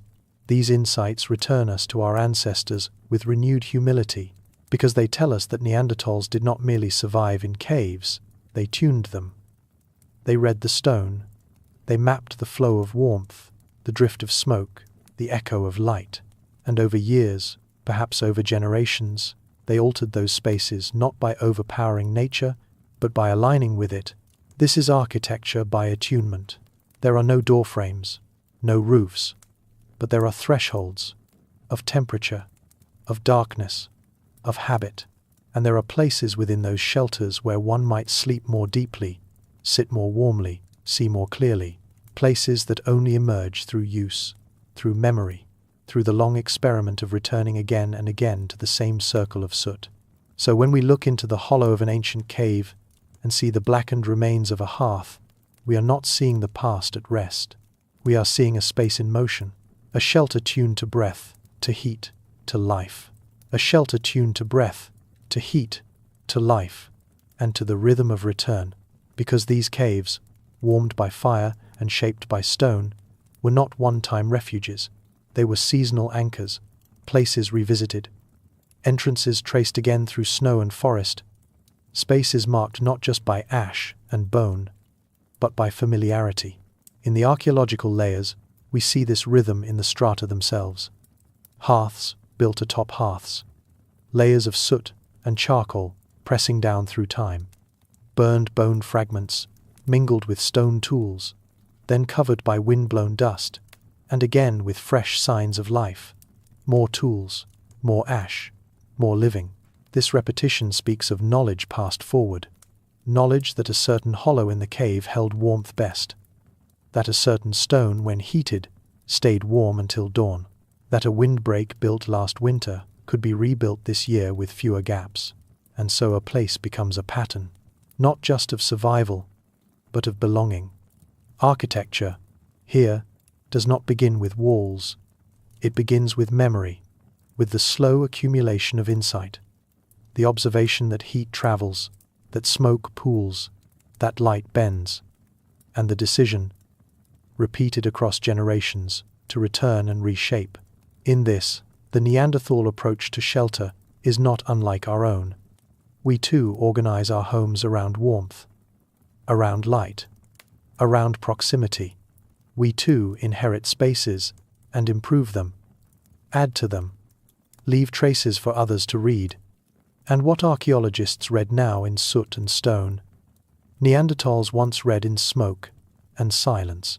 Imagine a child waking in a cave, warmed by last night's fire, fur wrapped close, the glow of embers lighting the faces of kin. Around them, stone walls shaped not by intention alone, but by years of choice layered over time. The smell of cooked meat lingering. A slab of rock still faintly warm from the fire. A stone arranged to block the cold breath of the entrance. This was not wildness. This was a room without design, yet full of decision. Even the ground was shaped. In some caves, we find signs that surfaces were leveled, that stones were cleared, that sleeping hollows were dug or padded with moss or grass. In others, the soot patterns suggest regular cleaning, ash pushed to corners, debris removed, all of it quiet, all of it slow, but unmistakably human. These are the first floor plans not drawn but lived, spaces where temperature, texture, and time converged, spaces that allowed breath to soften, that offered warmth not as a luxury, but as a right. And from this warmth, from this shaping, emerges something profound, an understanding that even in the most ancient cold, even without words or walls, humans found ways to make space kinder. They did not conquer the cave, they collaborated with it, and in doing so, they left us the first blueprints of shelter, written not in ink but in ash, written not in ink but in ash, and in that ash, in those blackened circles, those rearranged stones, those whispers of warmth long extinguished, we find not only evidence of life, but evidence of thought, of decision, of design. Neanderthals did not need bricks to be builders. They did not need blueprints to understand space. They needed only the urgency of cold, the softness of memory, and the unspoken knowledge passed through practice. Here, we make a place for fire. Here, we rest. Here, we begin again. And that is what shelter was. Not just a pause in the elements, but a beginning. A site where one day turned into another, where stories, if they were told, could be shared in the glow of flame, where skins were stretched, food divided, wounds tended, tools sharpened, where life could collect itself. This is what the experiments in cave heating have helped us remember. That warmth was never singular. It was distributed, through architecture, through materials, through the soft gradient from stone to skin, that even without metal or mortar, space could be negotiated, improved, held, that a ring of stones and a flicker of flame could become a center. And this perhaps is the great insight these shelters offer us. That architecture began not with the building of walls, but with the care for breath, that it was first practiced in darkness, with silence as blueprint, with fire as pen. What Neanderthals built was not a fortress, not a monument. They built places of staying. They built context, places that meant something because someone had returned. Someone had placed another log on the fire. Someone had wrapped a child in hide and drawn them close to the wall's warmth. Someone had, in the depth of winter, whispered, even without language, "Here, this place is good." And perhaps, on the coldest nights, those shelters even sang, not with music, but with temperature, with scent, with the dull crackle of embers, with the rhythm of sleeping breath, a harmony born of stone, fat, smoke, and fur, composed without score, but always known. In those dark spaces, Neanderthals practiced a kind of architecture we've nearly forgotten, one that is soft rather than rigid, responsive rather than dominant, an architecture not of conquest, but of calibration, to heat, to silence, to life's persistence. And when the bones are long buried, and the flames have faded, and the stones are once again scattered by frost and root, something still remains, a shape, a warmth, a memory of shelter. Because shelter is never just a structure. It is a behavior, a decision repeated across time, a promise, held in place by stone and soot, that no matter how cold the world becomes, we will shape a space within it. And in that space, even if only for a night, we will endure. But endurance, like warmth, did not begin with fire. It began with the body. The question that now rises, quietly but insistently, is this: how did the Neanderthal body itself become a tool for survival? Because long before the first hide was stretched over a stone wall, before the first branch was leaned against a cave's edge, there was flesh, there was breath, there was the curve of bone shaped not for beauty, but for conservation. The forensic record, the silent archive of fossilized ribs, limb bones, and skulls, tells us something remarkable. Neanderthals were not simply short and strong, they were thermally adapted. Their bodies were not small by accident, but by design, a kind of biological echo of the environments they inhabited. Neanderthals had stocky limbs, thick trunks, and broad chests. Their noses were large and forward-facing, perhaps to warm and humidify frigid air before it reached the lungs. Their femurs were shorter relative to their bodies, minimizing surface area where heat could escape. Even their hands, robust and wide, may have retained warmth better in cold conditions. This configuration, dense, powerful, compact, is not only seen in bones, it is mirrored in nature. Polar bears, Arctic foxes, musk oxen. The principle behind it is called Bergmann's rule, the biological tendency for mammals in colder climates to develop shorter limbs and more compact bodies, which retain heat more efficiently. In other words, the Neanderthal body was a shelter, not built, but grown. There is something astonishing about that. To think that evolution, over tens of thousands of years, had sculpted a human form to defy frost, not with blankets, but with blood, not with architecture, but with adaptation. Still, this adaptation came with trade-offs. A shorter body meant reduced stride length, possibly less efficiency, over long distances. A thicker ribcage may have restricted some forms of endurance. These were not marathoners of the Ice Age. They were sprinters of survival. Power over distance, heat over height, but it was a body that worked. It survived for over 300,000 years in climates where temperatures could fall below freezing for months at a time. There is even evidence, through isotopic analysis of bones, that their diets were heavily meat-based, providing high levels of fat and protein, further supporting their metabolic demands in the cold. And still, the body alone was not enough, because even the thickest torso cannot guard the skin forever.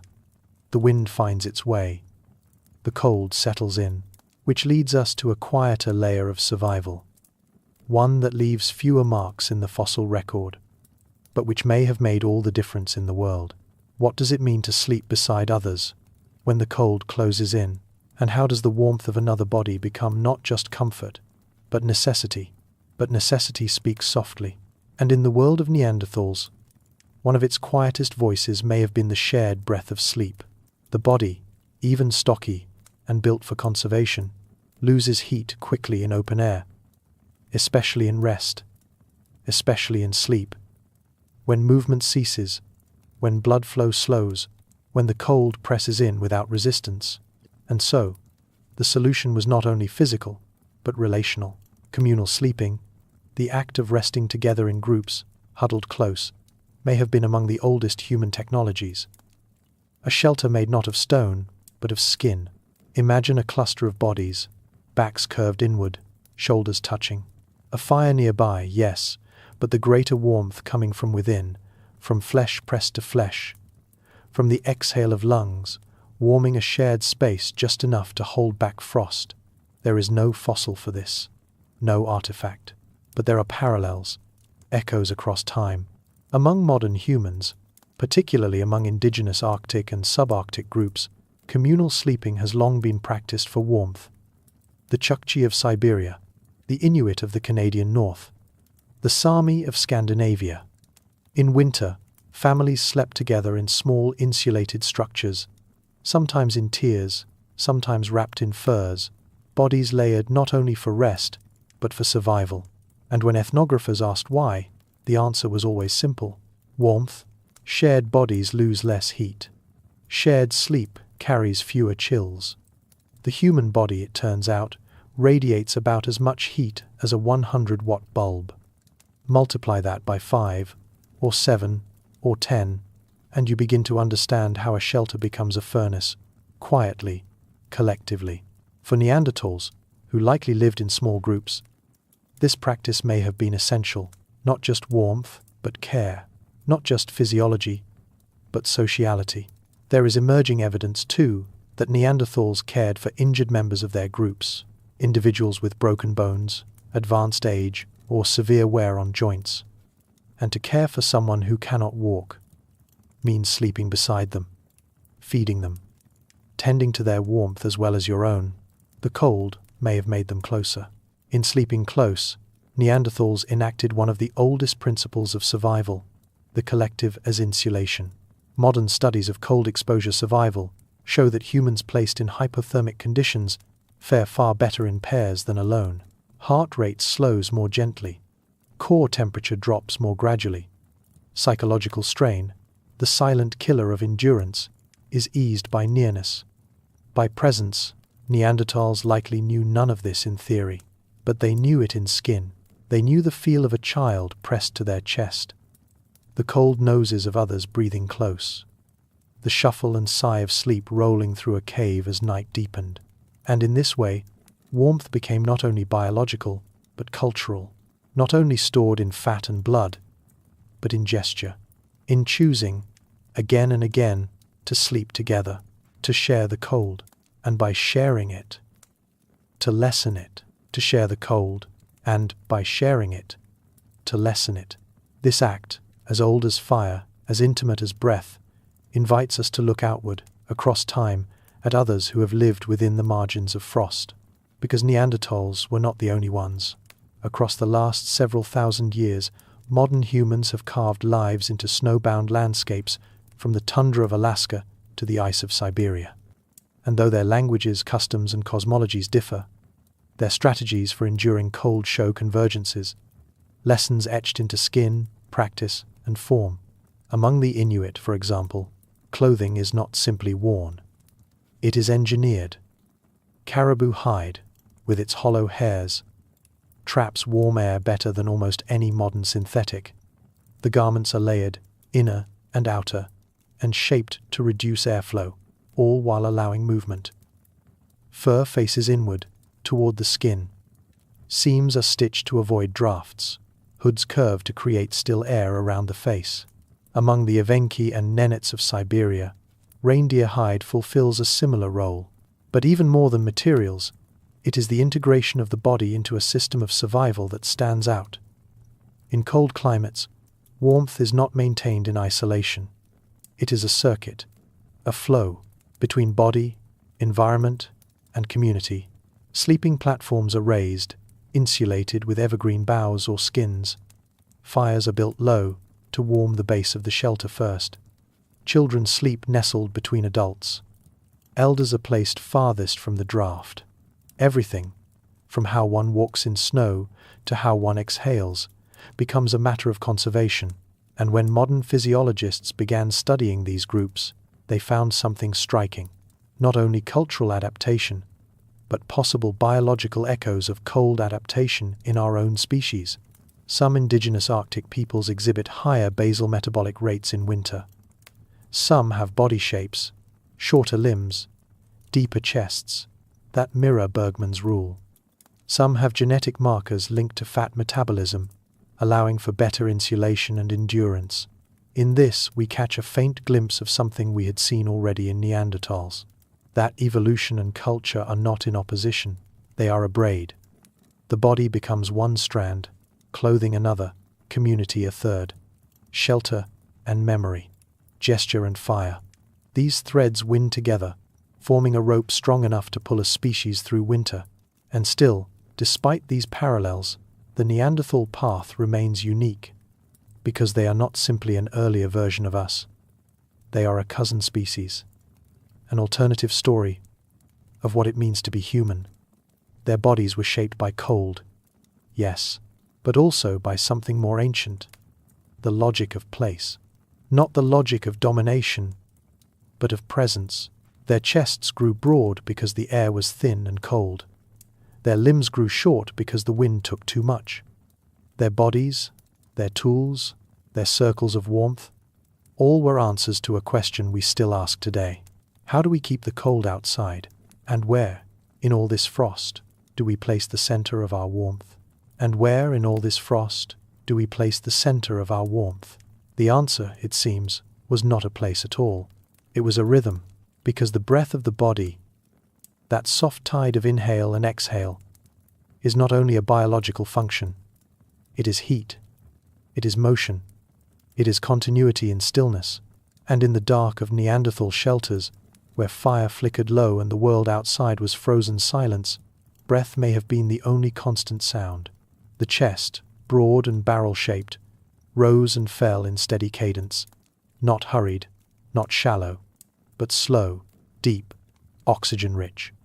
Designed, perhaps, to process dense air in high altitude or frigid climates. This same morphology is seen in modern humans, born and raised in cold, mountainous regions, a body that builds out, not up, a core made for storing heat, for retaining energy. What this reminds us is that survival was not only physical, it was metabolic. Everything in a Neanderthal's world, every step, every breath, every bite of food, was part of a thermodynamic equation. The fire was just one flame, the body was another, and the efficiency of that internal flame mattered. Fat reserves, generated through high-protein, high-fat diets, helped provide insulation. Muscle mass helped generate heat through motion. Even the pace of activity, bursts of power, then rest, matched the logic of conservation. They did not waste energy. They did not run unless they had to. And when they slept in ways that minimized loss. Curled positions, close contact, skins wrapped tightly around shoulders and legs, the body curved inward, not only to protect the core, but to hold the breath's warmth within. It's easy, from the present, to underestimate this wisdom, because our modern world is insulated not by bone and hide, but by architecture and fossil fuels. We sleep with thermostats. We forget, most days, what cold really feels like. Not the bracing chill of a winter walk, but the creeping, marrow-deep cold of a night without end. Neanderthals knew that cold, and so, they listened to their own bodies, the way one breathes through the nose instead of the mouth, warming the air before it touches the lungs. The way one eats before sleep to stoke metabolic heat. The way bodies press close, exchanging warmth wordlessly. Modern Arctic survival manuals echo the same guidance. Sleep in groups, insulate from the ground, keep your core warm, even if your extremities are cold. Your body is the engine, protect the engine. Neanderthals, it seems, had no manuals, but they had memory. They had instinct and observation and time. And slowly, over generations, they refined their approach. They made the body not only a vessel for life, but a partner in endurance. And in doing so, they did something quietly magnificent. They made the breath of the body into a kind of fire, one that burned not brightly, but long. One that burned not brightly, but long. And in that quiet endurance, we find perhaps the most intimate connection across the span of time. Because this is not just the story of Neanderthals. It is the story of the human body, yours, mine, and the long history it carries in its marrow. When you pull a blanket close on a winter night, when your arms wrap around your chest instinctively, when you curl your knees to your stomach and tuck your chin down, you are repeating gestures that once held back death. Survival is not always dramatic. Sometimes it is slow, repetitive, rooted in the gentle negotiations between organism and environment. The Neanderthal body was not made to conquer cold. It was made to endure it, and in that endurance was a kind of grace, a stillness, a trust in the body's own design and in the presence of others. Because in the end, even the most powerful physiology was only one part of the equation. The real warmth came from the network, the convergence of shelter, fire, skin, and breath. To understand how Neanderthals survived the Ice Age, we must look not only at bones and hearths, but at the space between bodies in the dark. That quiet space where nothing is spoken, but everything is shared. Warmth passed hand to hand, shoulder to shoulder. What begins as biology becomes culture, and what begins as necessity becomes memory. In that way, Neanderthal survival is not only a story of adaptation, it is a story of intimacy, of choosing, again and again, to remain near each other, to resist isolation, even in the harshest conditions, to make of the body not just a machine, but a message. That message has not been lost. It lives on in us, in the shape of our ribs, in the way we lean toward each other in sleep, in the instinct to gather close when the power goes out.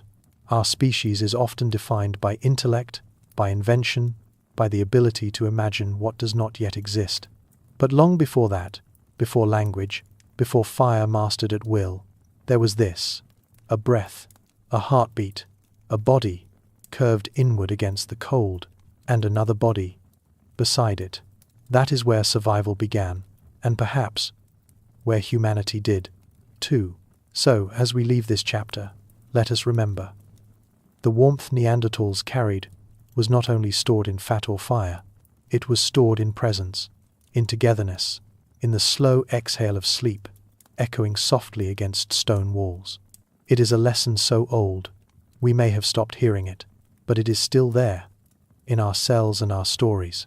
The cold will always come, but so will the warmth of another. Flickering beside that warmth, the fire. If the body was the first shelter, then fire was its companion, a kind of second skin, cast not from flesh but from light. We often think of fire as a tool, as heat, as fuel, but for Neanderthals, it was also a rhythm, something that beat in time with the night, because Ice Age nights were not just cold, they were long. Stretched across the frozen steppe, the sun vanished for hours, sometimes for days, depending on the season and latitude. This wasn't a world of quick sunsets and cozy dusk. It was a world where darkness arrived like an ocean tide, vast and heavy, pressing into every crevice of the cave. And yet, in that cave, a circle of stones, a smear of ash, a hearth. These small, blackened craters are some of the most intimate archaeological clues we have. They whisper of presence, of gathering, of return, and they hint at something more, that Neanderthals not only made fire, but lived by it, organizing their nights around its pulse. So what happens to the human mind when darkness is constant and unbroken, and then, suddenly, is not?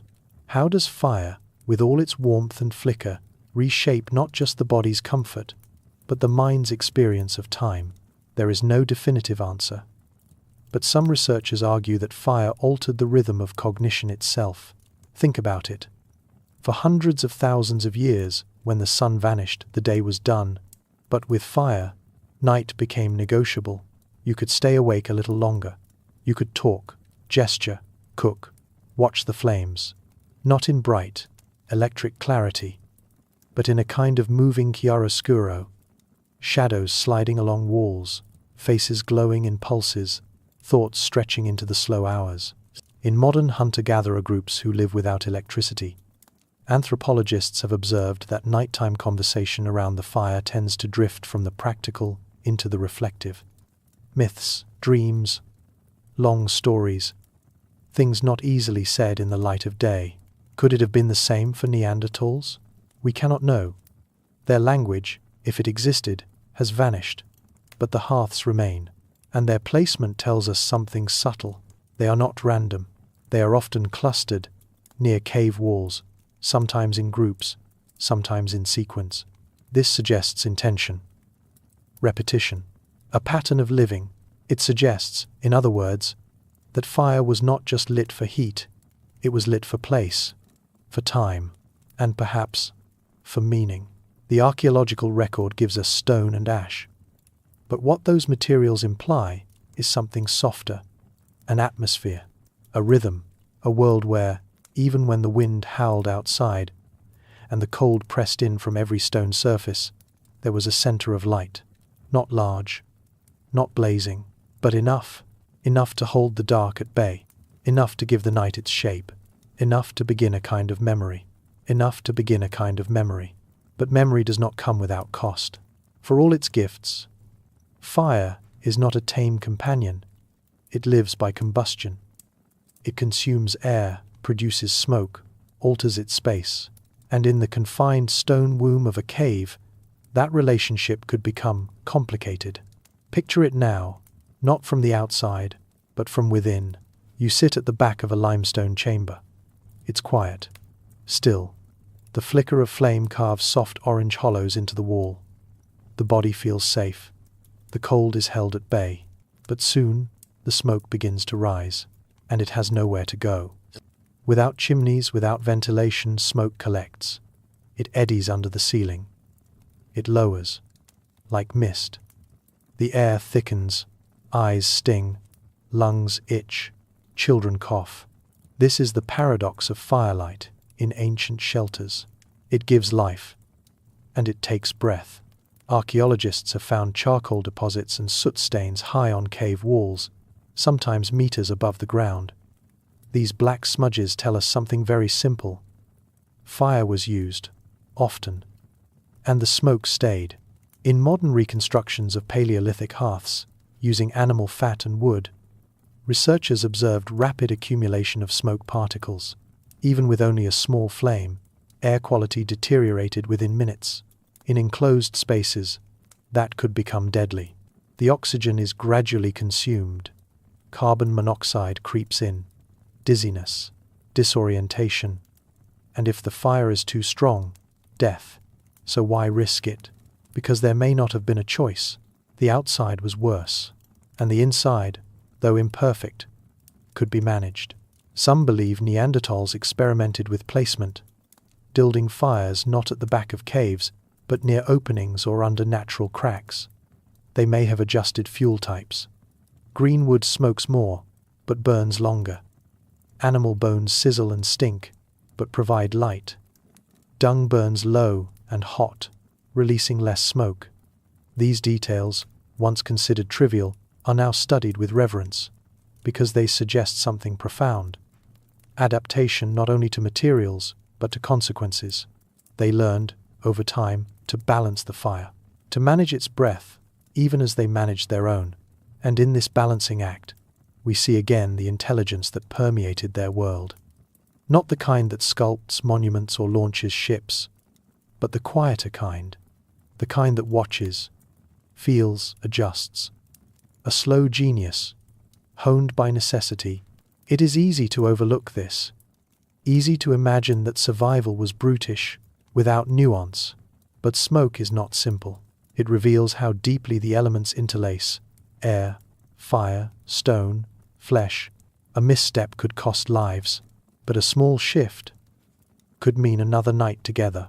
So as we picture them by the firelight, for low flames, the smell of scorched fat, the slow swirling of grey above their heads, let us not see ignorance. Let us see care. Let us see attention.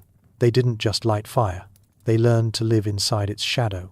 They learned to live inside its shadow, and as they did, they began to reshape the cave itself. This is the quiet genius of adaptation, not the creation of new tools, but the transformation of space. What begins as shelter becomes a home. What begins as fire becomes architecture. Archaeologists studying Neanderthal cave sites have noticed something subtle and astonishing. Hearths were not static. They moved, layer by layer. Excavation reveals hearths built atop older ones, but sometimes offset. A fire once kindled at the back of a cave might later appear near its entrance. In some sites, hearths cluster like constellations, scattered but connected, each one a marker of decision, of change, of trial and error. Why move a hearth? There is no single answer. But there are possibilities, each drawn from the logic of lived experience. Perhaps the first fire choked the cave with smoke. So, the next was placed closer to the mouth. But that let in wind. The flames sputtered. Ash blew across sleeping bodies. So another hearth was built near a wall, shielded from drafts. It worked better, but the warmth didn't reach far. And so the process continued. Fire is not static. Neither is the body. Neither is the cold. And so the cave, that still, ancient chamber, became a laboratory. The Neanderthals, its quiet scientists. This wasn't engineering in the modern sense. There were no schematics, no blueprints. But there was something older, memory held in gesture. Knowledge passed in silence. A kind of architecture that lives not in diagrams, but in the placement of stones. Some hearths are ringed with rocks, not to contain the fire, but to reflect its heat. Others show signs of scooped-out earth, as if ash had been carefully cleared. In one famous site, archaeologists discovered a pattern of overlapping hearths, each slightly offset from the last, each spaced just far enough to suggest a seasonal return. They were not just lighting fires, they were shaping time. Every flame carried not only warmth, but a trace of the past, an echo of where they had sat before, where the smoke had gathered, where the children had been laid to sleep. This rhythm of returning, adjusting, repeating, is something modern experimental archaeologists have tried to replicate. They build fires in ancient caves, measure heat gradients, track smoke dispersal, watch how warmth moves, how light falls, and they learn what Neanderthals likely learned, that a few inches matter, a turn of the stone, a choice of fuel, a shift in the wind. Small things, yes, but survival is made of small things, and in that flickering dance of firelight and trial, we glimpse something precious, a world not of chaos, but of care. Each hearth, a record of a question asked. Each shift, an answer found. They weren't just surviving the night, they were making it better. Together, they shaped the dark, not with fear, but with fire.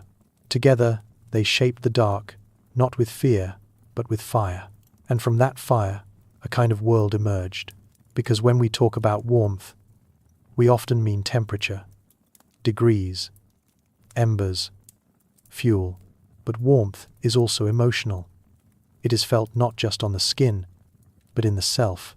A hearth is a center of heat, of light, of belonging. Even in modern languages, the word hearth is linked with home, with safety, with memory. So imagine that glow in the cave, not only as utility, but as comfort. What happened in that circle of light after the hunting was done, after the snow had fallen, after the cold had clawed its way across the land?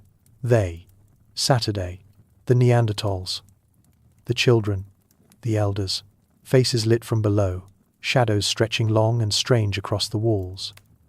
Firelight doesn't illuminate evenly. It moves, it pulses, it dramatizes, and in that uneven light, the mind begins to wander. This is where things soften, where evidence becomes intuition. We know Neanderthals used fire. We know they returned to it. But what did they feel as they stared into it? In some modern hunter-gatherer societies, the Hadza of Tanzania, the San of the Kalahari, fire is not just used to cook or keep warm. It is a social magnet. People lean in. They tell stories. They sing. They sit quietly, shoulder to shoulder, saying nothing at all, not because they must, but because something in the fire draws them. There is speculation, and it must remain speculation. That fire altered human cognition, not biologically, atmospherically. That in the gentle chaos of the flame, thought slows, becomes reflective. That around a fire, we think differently, not more logically, but more deeply. This may sound romantic, but in experiments conducted with modern humans, firelight has been shown to lower blood pressure, heart rate. It induces calm, and calm matters, especially in a world as volatile as Ice Age Europe, where the stakes were high and the margins were thin. At night, under the dome of stone, with wolves pacing beyond the threshold, and frost crawling into the bones, calm was survival. The fire gave that, not through strength, but through rhythm, the crackling, the warmth, the moving shadows. It created a space where the body could rest, and where the mind could open. What passed between Neanderthals in that space? A glance, a gesture, the sharing of meat, the soft press of fur against skin. These things leave no trace in soil, but they linger, somehow, in the imagination, and perhaps that is the truest warmth of firelight. Not just what it reveals, but what it allows: rest, reflection, and the rhythm of a life that pulses even in the deepest dark. And the rhythm of a life that pulses even in the deepest dark. That rhythm was not constant. Fire dies. Even the best-fed hearth must fade. Embers cool, shadows lengthen, and the cave, once golden with flicker, returns to grey, then black. This was a part of the cycle too, extinguishing, watching the last red pulse collapse into ash, curling tighter in sleep, knowing that in a few hours someone would stir and begin again. Fire was not a single act. It was a relationship, a practice, one that had to be tended and relearned every night. And here, in this final breath of the chapter, we return to something small but profound, the human hand. To build a fire, the hand gathers, arranges, strikes, shields. To keep it alive, it feeds, adjusts, waits. This gesture of cupping the flame, of leaning close to nurture it, may be among the oldest acts of care in our lineage. And care is what defines the Neanderthal night, not comfort, as we would know it, not ease, but attention, maintenance, intimacy. A fire was not simply there. It was made. It required knowledge, of wood, of weather, of timing. It required materials, stone tools to strike, dry tinder to catch, a memory of where the coals were last hidden, and in the chill before dawn, when smoke had faded and bodies huddled closer, it required trust. Trust that the fire would return. Trust that someone knew how, and someone always did. This is the legacy etched not in words, but in circles of stone. A hearth is the opposite of a monument. It does not rise, it does not last, but it is remembered because it was returned to. Again and again, fire leaves little behind. A scatter of charcoal, a discoloration in soil. But these fragments, when read closely, tell a story of families, of choices, of movement and stillness. They tell us that Neanderthals were not merely enduring the cold, they were choreographing their lives around a pulse of light, and in doing so, they built something we still carry. The knowledge that survival is not a condition, it is a rhythm, one built not from force, but from practice, from adaptation, from warmth, from the flicker of a flame caught just in time. As you imagine them now, seated in that uneven glow, faces half lit, fire sputtering with bone and wood, try to see not the past, but the pattern, a pattern of breath and brightness, of night and shelter, of silence and company, and ask yourself, is this not still what we do? Even now, we come home, we light a fire, or its modern kin, we sit, we breathe, and we wait for sleep or dawn, held, for just a moment longer, by the rhythm of firelight. But even fire, for all its ancient brilliance, may not have been the Neanderthals' only tool against the cold. What if warmth, in their world, came not just from flame, but from ingenuity we have scarcely imagined? Across the dim floor of a cave, ash patterns and soot stains tell part of the story. But there are quieter traces, harder to read, yet no less profound. A stone, cracked by heat. A depression in the ground, lined with river clay. A sequence of burns that seems too orderly to be accidental. They hint at a larger question. What if Neanderthals engineered solutions we have barely recognized? Let's begin with something simple. A stone, heavy, inert, abundant. Found everywhere from the limestone overhangs of France to the riverbanks of Central Asia. When exposed to flame, stone absorbs heat slowly and releases it even more slowly, over many hours. In modern experimental studies, heated rocks placed near sleeping areas have been shown to sustain ambient warmth through the darkest part of night. Could Neanderthals have discovered this through trial and error? The archaeological record offers scattered, tantalizing hints. At the site of Bruniquel in southwestern France, excavations revealed what appear to be fire-reddened rocks arranged in semicircles, oddly far from central hearths. At Lazaret Cave, similar stones lie beside flat sleeping platforms made from compacted earth and organic debris. And at Pec de l'Arze, burn marks on limestone suggest repeated exposure to high, localized heat, possibly from repeated cycles of heating and cooling. The evidence is thin. It always island. These stones cannot tell us what they were meant to do. They do not whisper their purpose. But taken together, with patterns, with placement, with consistency, they suggest experimentation. Why arrange heated stones at the periphery of a dwelling space? Why not simply huddle near the fire?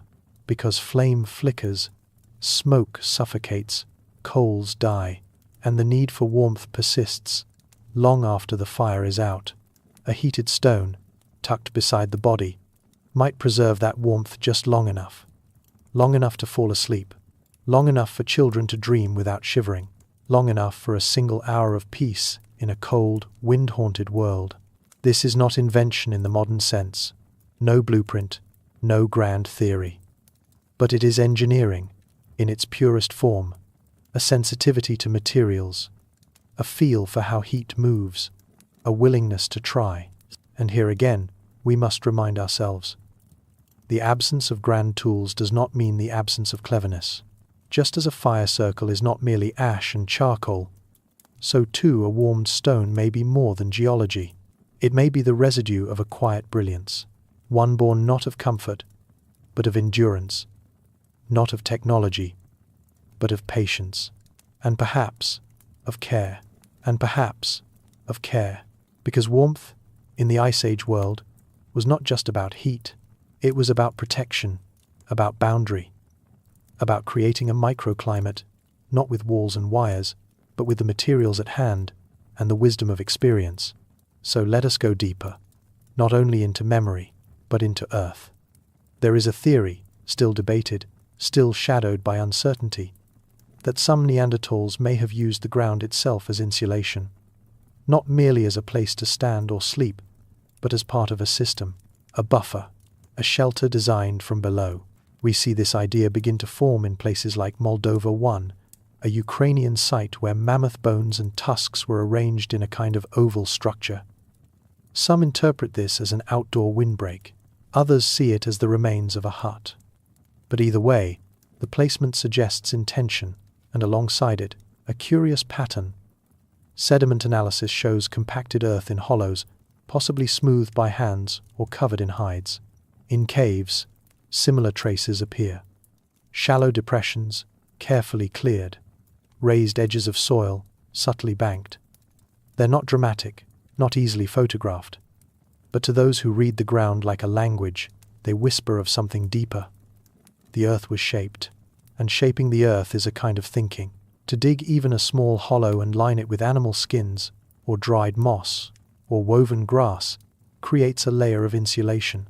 The body sinks into warmth, cold air flows above, heat is trapped below.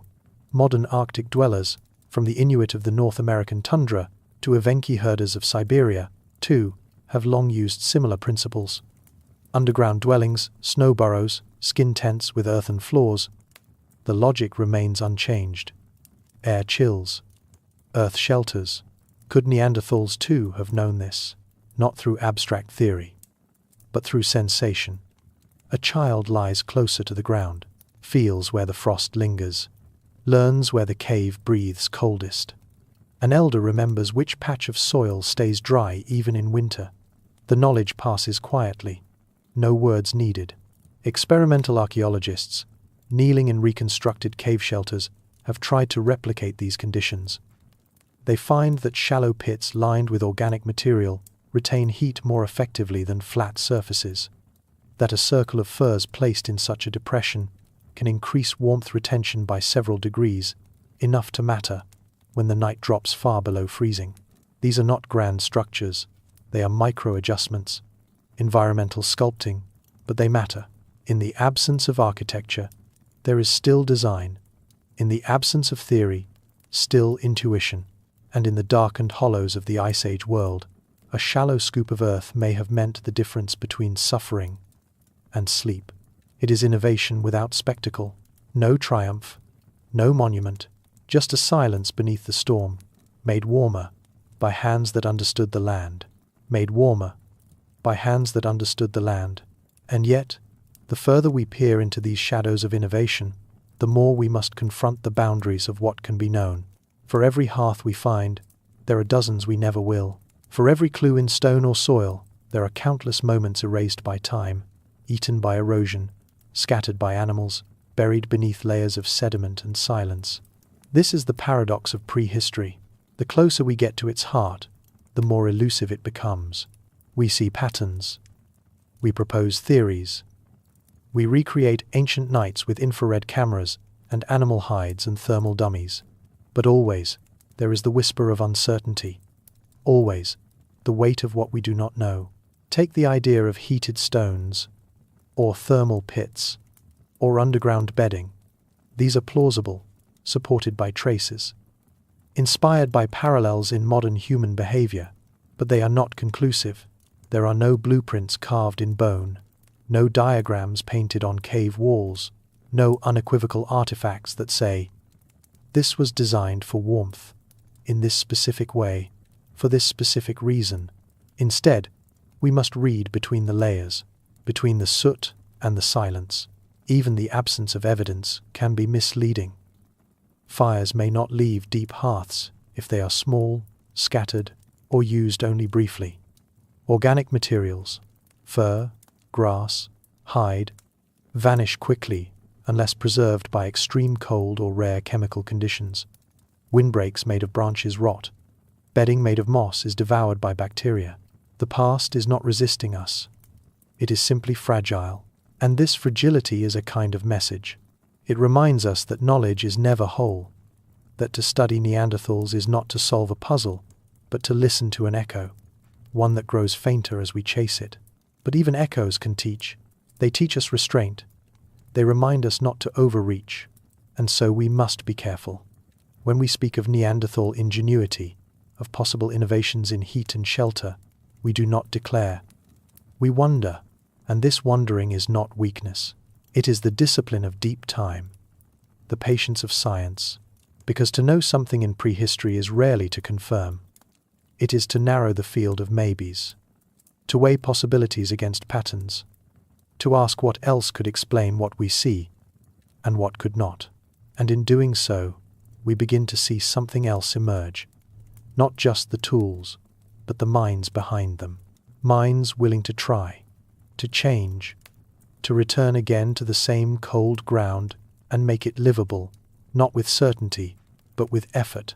That, too, is innovation, not as invention, but as persistence, as quiet brilliance in the face of immense cold. And it may be enough, not to prove, but to feel, that here, beneath the ash and silence, someone was thinking.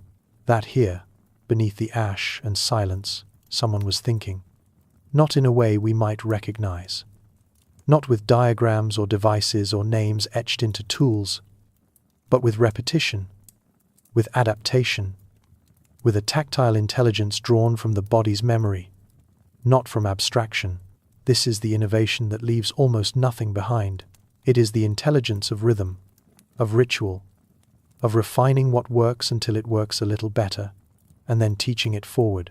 And so the heated stone is returned to the fire, night after night. The hollow in the ground is smoothed again. The animal hide, stiff with frost, is softened between hands and laid in the same position as before. These are not inventions in the modern sense. They are habits that carry warmth. They are engineering without ego. In the modern world, innovation often announces itself. It arrives with patents, with prototypes, with publication. It is declared, protected, scaled. But here, in the caves of 60,000 years ago, innovation was quieter. It may have looked like a single movement, laying a stone, folding a hide, adjusting a hearth, but that movement held within it generations of memory. And this is perhaps the most humbling truth, that the more we search for Neanderthal intelligence in complexity, the more we find it in simplicity, not in tools beyond their time, not in technologies that shock or dazzle, but in the slow shaping of environment, the adjustment of conditions, the care taken to make one night slightly more survivable than the last. This is where innovation lives, not in the rare, but in the repeated, not in the spectacular, but in the sustained. And the more we attune ourselves to this rhythm, to the rhythm of quiet improvement, the more we begin to recognize it in places we hadn't seen before. A windbreak made from mammoth ribs, a circle of stones where no hearth remains, a bedding site renewed season after season, layered with centuries of pressed grass and charred debris. These are not remnants of accident. They are remnants of choice. And choice is the fingerprint of thought. It tells us that Neanderthals were not passive in their world. They were shaping it, in ways we still struggle to see clearly. They were not simply enduring the Ice Age. They were meeting it, with tools, with bodies, with behaviors that made survival possible. And when we miss that, we do them a disservice, because what remains in the ground may be fragmentary. But the pattern that connects those fragments, that is whole. It is a pattern of life built in dialogue with hardship. And it is there, if we know how to listen, in the curve of a stone, in the depth of a hollow, in the warmth that lingers, just a little longer, after the fire is gone. After the fire is gone, that is where the real story begins. Because it is one thing to endure the cold while the flames still dance. It is another to persist through the silence that follows, when the embers dim, when breath steams against stone, when the walls of the cave seem to stretch wider in the dark. And still, someone found a way, not just once, but again and again. It is this repetition, over thousands of years, that speaks most clearly, even when the artifacts are faint, even when the evidence stumbles in and out of certainty. What echoes through these sites is a will, not simply to survive, but to adapt, to make warmth from stone, to shape shelter from earth, to find, in the material world, quiet answers to brutal questions. There are no declarations in the archaeological record, no inscriptions carved into bone that proclaim, "We solved the cold." There are only fragments, scatterings, subtle transformations in how things were arranged, which objects were chosen, where the fire burned, and still we listen, because innovation, in this deep context, is not an act of singular brilliance. It is not a moment of revelation. It is a long unfolding, a slow evolution of behavior, tested and retested by necessity. A heated stone may not look like much, but to a child huddled against it, it was survival. A hollow in the ground may seem unremarkable, but to a family pressed together within it, it was memory. A shift in hearth placement, season by season, may seem trivial, but to those who breathed the smoke and mapped the warmth, it was knowledge, held not in words but in practice. And it is in this space, between the fragile and the functional clay, that we meet the Neanderthals not as mystery, but as kin. They were not other. They were human. In a world with fewer tools and colder nights, they watched. They learned. They passed on what worked. Their innovations were not loud, but they lasted. And perhaps that is the deeper message, hidden in these layers of ash and stone, that survival is not only about what we build, but about how we notice, how we adapt, how we share the warmth we find, and make it stretch just a little farther, for just a little longer. So we return. Now, from this chamber of speculation, we do not leave with answers. We leave with wonder, with reverence for what endures, not in monuments, but in the soft curve of a stone warmed by ancient fire, with a growing sense that innovation is not always loud, not always new, not always obvious. Sometimes it is simply what remains, when nothing else will. And in the stillness of that realization, we prepare ourselves for the journey ahead, because the cold was not yet over, and the ingenuity of warmth had only just begun. The evidence is thin, but something lingers. Carbon clinging to cave floors, layered like the rings of a tree, blackened traces that suggest not a single flame, but 1,000 rekindlings over lifetimes. And this is where we begin again. What if fire, so fleeting and fragile, left behind a memory, not a roaring bonfire that carved itself into history, but the quiet repetition of hearths, faint as whispers in the soil? What, precisely, can we learn from these shadows? To begin answering that, we must lower our gaze, down to the microscopic, down to the chemistry of Earth itself. The floor of a cave, once hardened and uneventful, becomes something else entirely under the eye of a microscope. Grains of soil turn into time capsules. Ash particles are sifted and examined. Charred remnants of plants and bone begin to whisper, not in words, but in the language of transformation. In the cave of Pech de la Zay 4, hidden within the limestone folds of southwestern France, archaeologists found something unexpected. Beneath centuries of debris lay thin, repeated layers of ash, not strewn wildly, but but concentrated, organized.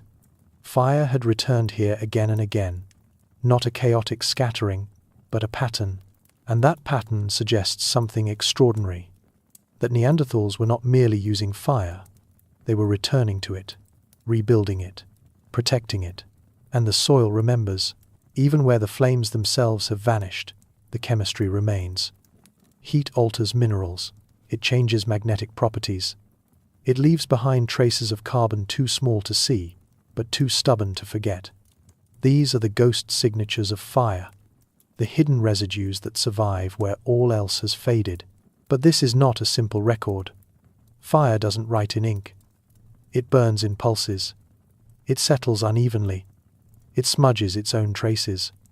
And so archaeologists must work like detectives in a crime scene long abandoned, reading signs as delicate as breath. In the lab, these residues speak. Spectrometers detect changes invisible to the eye. Magnetic sensors pick up signals from minerals heated to the right temperature. Black carbon, formed in low oxygen burns, becomes a silent witness to ancient nights. What emerges is not a moment, but a rhythm. These aren't signs of one lucky fire. They are signs of continuity, of memory, of a skill passed down not as language, but as repetition. Neanderthals, it seems, were not simply borrowing fire from the landscape. They were building a relationship with it. But even as we find these clues, we face a difficult truth. Time is unkind to fire. Ash dissolves. Layers are mixed by animals, weather, and time. What survives may only be a fraction of what once burned. And so we ask ourselves, if these faint traces remain, how many more have vanished? How many stories have we already lost? To lose a fire is not just to lose heat. It is to lose rhythm, to lose the continuity that anchored cold nights to each other. One spark following the last. And when we look into ancient ash, that rhythm becomes the question. How often was it interrupted? How often did it falter? And how often was it rebuilt? One way we begin to answer that is through charcoal, not the kind we burn today in neat stacks, but ancient fragments, fragile and muted, buried in cave sediments, each one a time-stamped memory of a burn. And when these are found in sequence, layer upon layer, they begin to resemble tree rings, or breaths, or drumbeats. In sites like Grotte du Renne and Roc de Marsal, charcoal analysis has revealed a surprising regularity. Fires were not rare. They were persistent, not only over years, but across generations. This wasn't random use, this was practice. And practice implies intention. Charcoal, for all its blackened quiet, can speak. It reveals the types of wood that were chosen. Some slow burning, some fast and bright. This suggests knowledge, an understanding of material behavior in flame, and it reveals the intensity of heat.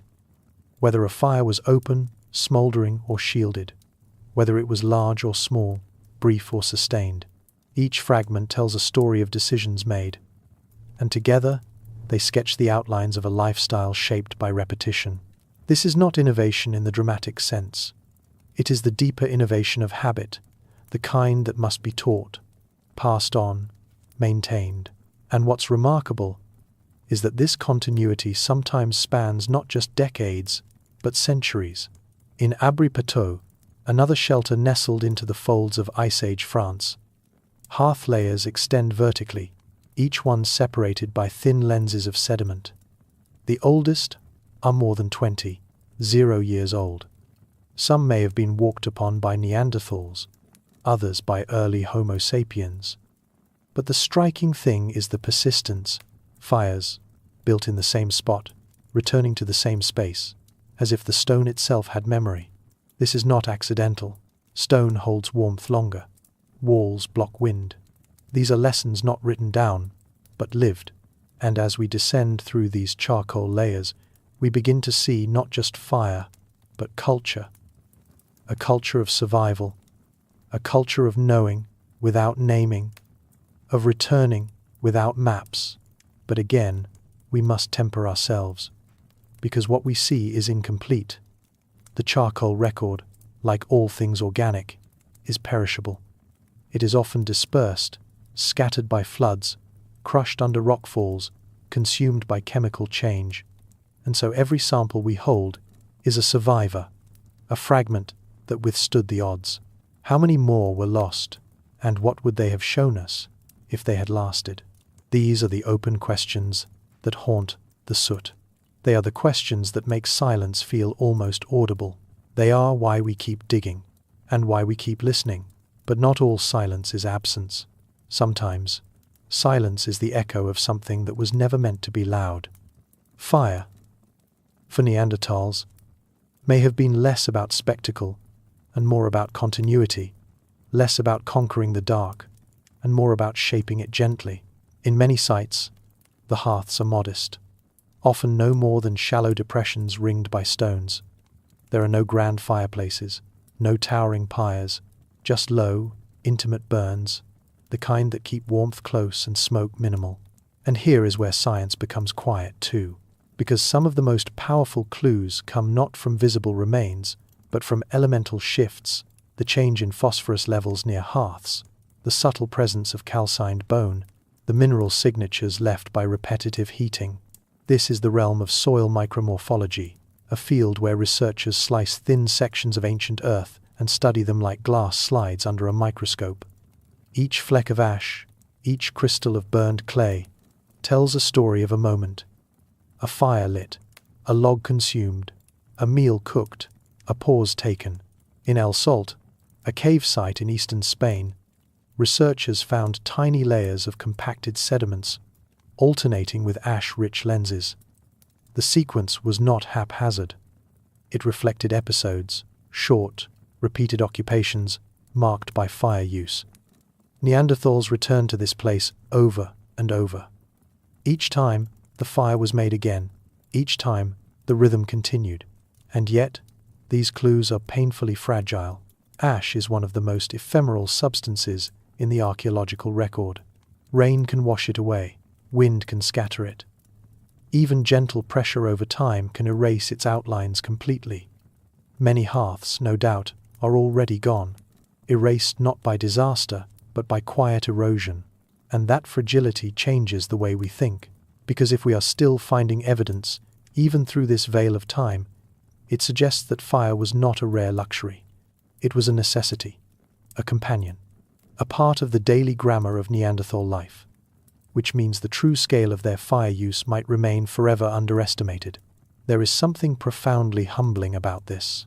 We look into the soil and find only shadows, and yet those shadows are enough to reshape our understanding, enough to suggest that Neanderthals were not fumbling in the dark, but learning, preserving, and perhaps even teaching each other how to master this delicate balance, how to tend to fire without overwhelming space with smoke, how to place it near enough to sleep, but far enough to breathe, how to repeat the act until it became almost subconscious. It is not the flame that survives in the record. It is the pattern, the act of return, the careful choice of location, the ritual of heat. In the end, the soot tells us less about fire itself, and more about those who sat beside it. And those who sat beside the fire were not alone. Each hearth is more than evidence of combustion. It is evidence of gathering, of sheltering, of life drawn into a circle of warmth. The fire did not burn in isolation. It burned in company. There is a spatial intelligence in the way these hearths were placed. In many Neanderthal sites, they appear not at the entrances of caves, but deeper inside, just far enough to be shielded from wind, yet near enough to allow light to filter in, and always close to where people slept. This tells us something subtle but powerful. Fire was not just a tool. It was a center around which other parts of life arranged themselves. Tool-making debris, bone fragments, pigment residues, they all cluster around these charred spots in the soil. They are not evenly scattered. They are drawn inward, toward the warmth. Even the absence of fire can be revealing. In some layers, the ash is gone, but the bones remain, burned in the same ways, cracked from heat exposure, still clustered in circles. This suggests that fire was present, even if the ash no longer island. And so we begin to understand just how much has vanished, and how much must be inferred from shadows. This is why soil chemistry matters so deeply. It acts as a correction, a second vision. In places where the eye fails, instruments can still see microscopic particles of manganese linked to bone burning, shifts in magnetic susceptibility, pointing to heat exposure. All these signatures align to form not just an event, but a behavioral pattern, a pattern that may have lasted centuries. That continuity leads us to a deeper question. If the same places were used again and again for fire, were they marked somehow? Were stones rearranged? Was there memory in the architecture of warmth? Even now, some archaeologists believe that particular hearth spots may have been socially recognized, known to a group as the place where warmth lives. This is more than survival. This is belonging. To return to a place where your ancestors sat, where the stones are blackened in the same shapes they once were, is to feel a kind of time travel, a living loop of behavior, a quiet heritage of flame. But this, too, is speculative. We must always acknowledge what we cannot know. The evidence is partial. The past is not a perfect manuscript. It is a palimpsest, overwritten again and again by time, decay, and chance. And yet, even in this uncertainty, something profound emerges. That Neanderthals were not improvising in the dark. They were crafting something lasting, a choreography of heat and space, a memory etched not in words, but in warmth. Even soot can become a story. Even ash can carry knowledge. Even the things that disappear can still leave outlines, and faint, but enduring, for those patient enough to see. But outlines, like memories, are only partial truths. They invite us closer. They draw us in with hints, not declarations. And perhaps that's fitting, because Neanderthal fire, for all its warmth and centrality, was never about grandeur. It was about balance, between flame and smoke, between survival and silence, between knowing and remembering. In the site of Gruta de Oliveira, in what is now Portugal, researchers uncovered something faint but extraordinary. A succession of compacted hearths, thin as paper, stacked in layers, and between them, intervals of undisturbed sediment, as if each fire was followed by a pause, a leaving, and then a return. Each hearth was made in nearly the same location. It was not coincidence, it was choice. It was knowing the place where the smoke would rise without choking, where warmth would collect along the rock, where the floor, slightly elevated, kept water from seeping in. These were not random fires. They were designed, but designed without blueprints, without diagrams, without written instructions, just memory, just transmission. And this is perhaps the quietest miracle of all, that fire use, in the Neanderthal world, was a tradition carried not by language, but by presence, by doing. A child watching an elder feed the flame, a group returning to the same niche in the cave where fire had always lived. These are not inventions, they are inheritances. The archaeology of fire does not speak in certainty. It speaks in probabilities, in partial residues, in fleeting molecular traces. And yet, from this humility, a portrait begins to emerge, one not of primitive stumblers, but of deliberate survivors, and more than that, of pattern makers. Because to use fire, repeatedly and effectively, in a frozen world, without overwhelming your lungs with smoke, without burning your shelter, without losing the embers through every long night, is not simple. It is a skill that requires attention, a skill passed on, not just through action, but through context, through the space itself, through soil that remembers. And so, each cave becomes a kind of notebook, written in soot, in sediment, in traces that resist erasure. We will never read these pages fluently. The language is too fragmented, the alphabet half lost.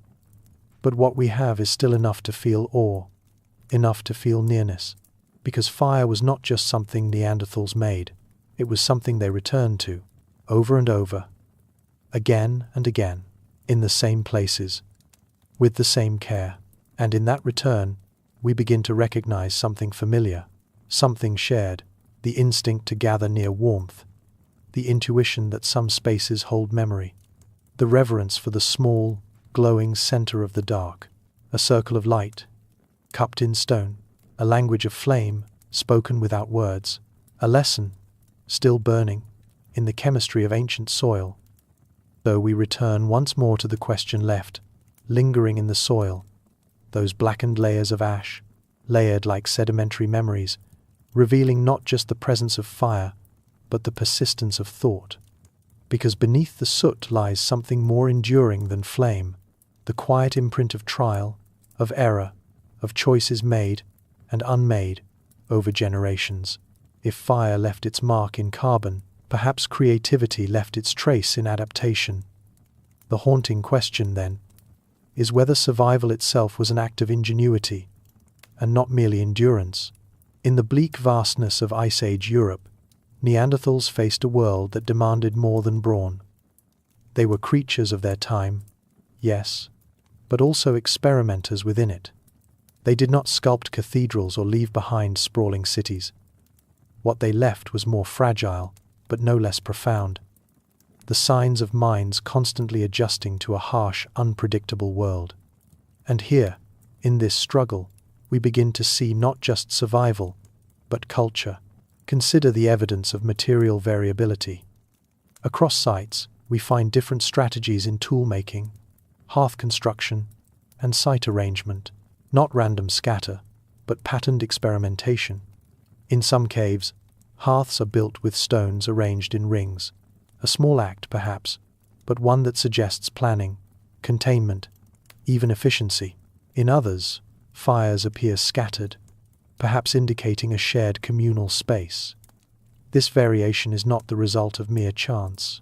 It points to adaptation at the local level, an understanding of terrain, of airflow, of resource availability. And then there are the lithics, tools with subtle modifications, retouched edges, new angles. Innovations that may seem minor to us, but when viewed through the lens of survival, become acts of problem-solving. The Mousterian toolkit, long associated with Neanderthals, was not static. It evolved. Some groups gravitated towards scrapers, with steeper angles, better suited for processing tough hides. Others developed leaf-shaped points, finely worked and potentially used in ways still debated. Why the variation? Because no single solution fit every context, and that willingness to shift, to adjust, suggests a mind comfortable with uncertainty. We often imagine ingenuity in grand strokes, the first wheel, the soaring arch, the leap of logic. But perhaps we've overlooked its quieter forms, a shift in flint selection, a change in hearth placement, a new method of securing hides. Each decision, built atop the last, incrementally shaped how Neanderthals interacted with their world. They were not locked in tradition, they were tinkering. This capacity for micro-adjustment is, in many ways, the soul of cultural intelligence. It requires memory, observation, a mental model of cause and effect, and perhaps most poignantly, it suggests teaching. Because how else do refinements persist, if not passed hand to hand, gesture to gesture, across generations? We don't know their words, we barely know their faces. But in the placement of a stone, in the charred remnants of a dozen careful fires, we glimpse something precious, a lineage of learning, a mind not only surviving, but shaping its own odds. But this adaptability raises a deeper mystery. If Neanderthals were so capable, so inventive, why did they vanish? Maybe the answer is less about failure and more about fragility, because adaptation is not the same as invincibility. A species can be brilliantly equipped for a set of conditions, only to falter when those conditions shift. The Neanderthals lived in a world of ice and shadow, but they also lived through flux, climate pulses, oscillating between freezing and temperate in spans as brief as centuries, would have tested even the most finely tuned survival strategies. What works in a cold, dry tundra may unravel in a warm, forested valley, and yet, even within this instability, there are signs that they adjusted. Sites in southern Europe show different behaviors than those in the north. In more temperate zones, There's evidence of broader diets: small game, shellfish, plant processing. In harsher climates, the archaeological record narrows, focusing more on big game and shelter modifications. These are not static patterns. They are responsive, they are thoughtful, and they speak to a kind of ecological literacy, an ability to read the land and revise one's strategy accordingly. But this learning was not perfect, and perhaps that is the most human trait of all. At some point, knowledge reaches its edge. A tool fractures too easily. A winter comes too soon. A teaching is not passed down clearly enough. And in those gaps, the cold returns. Still, what we find in these moments is not a story of decline, but of resilience. Trial and error is not weakness. It is the very mechanism of progress. And when we look again at Neanderthal behaviors through this lens, we see something remarkable. Not just survival, but intention, decision making, a kind of scientific reasoning grounded in lived experience. In one cave, a hearth is moved slightly away from the wall. Why? Perhaps smoke accumulated too heavily there. In another, tool remnants suggest a shift in raw material, flint replaced by quartzite. Why?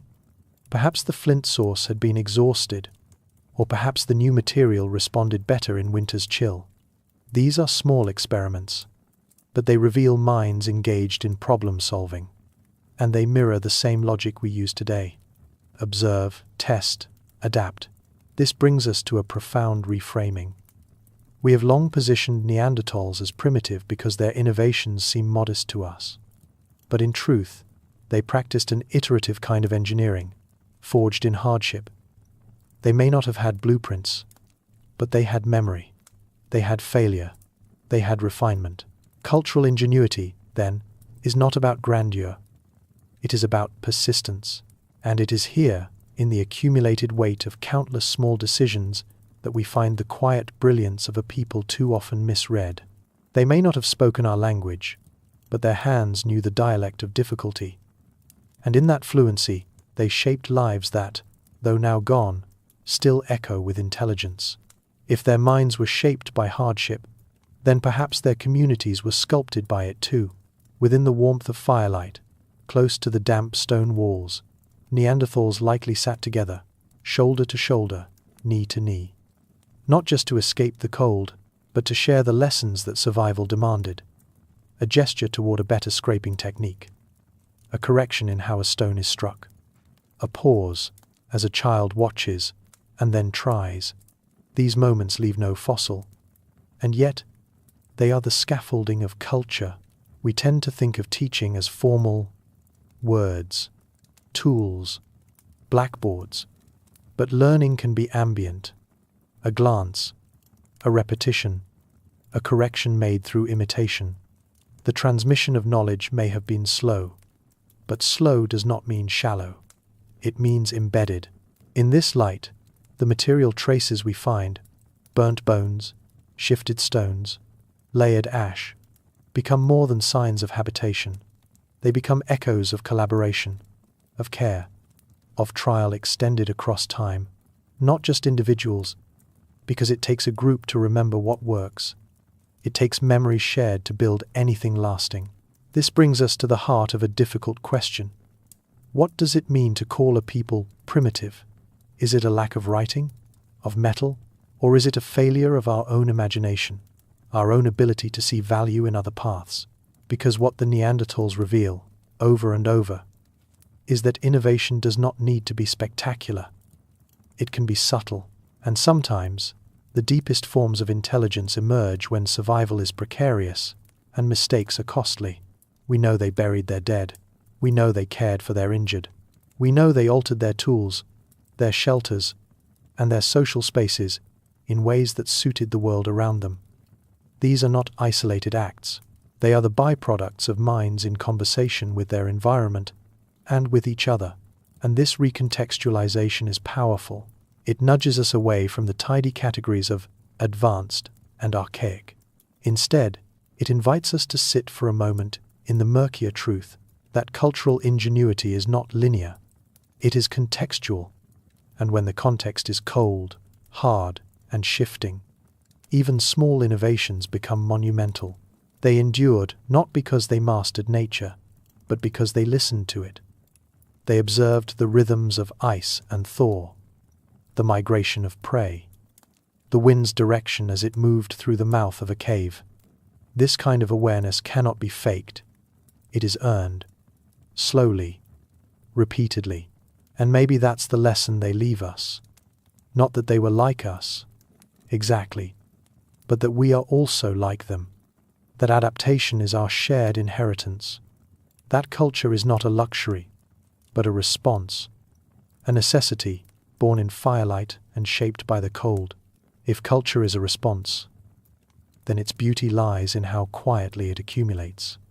Every survival decision made by Neanderthals, every slight shift in tool form, every reconsideration of a hearth's position, every new material chosen or abandoned, built upon what came before. But these weren't isolated sparks of insight. They were threads in a much larger fabric of understanding, woven not through invention alone, but through iteration. This is what makes the archaeological record so haunting. It is not loud. It does not shout its meanings. It whispers. A piece of burned birch bark here, a fractured tool reused there, a pattern of ash that seems too regular to be random.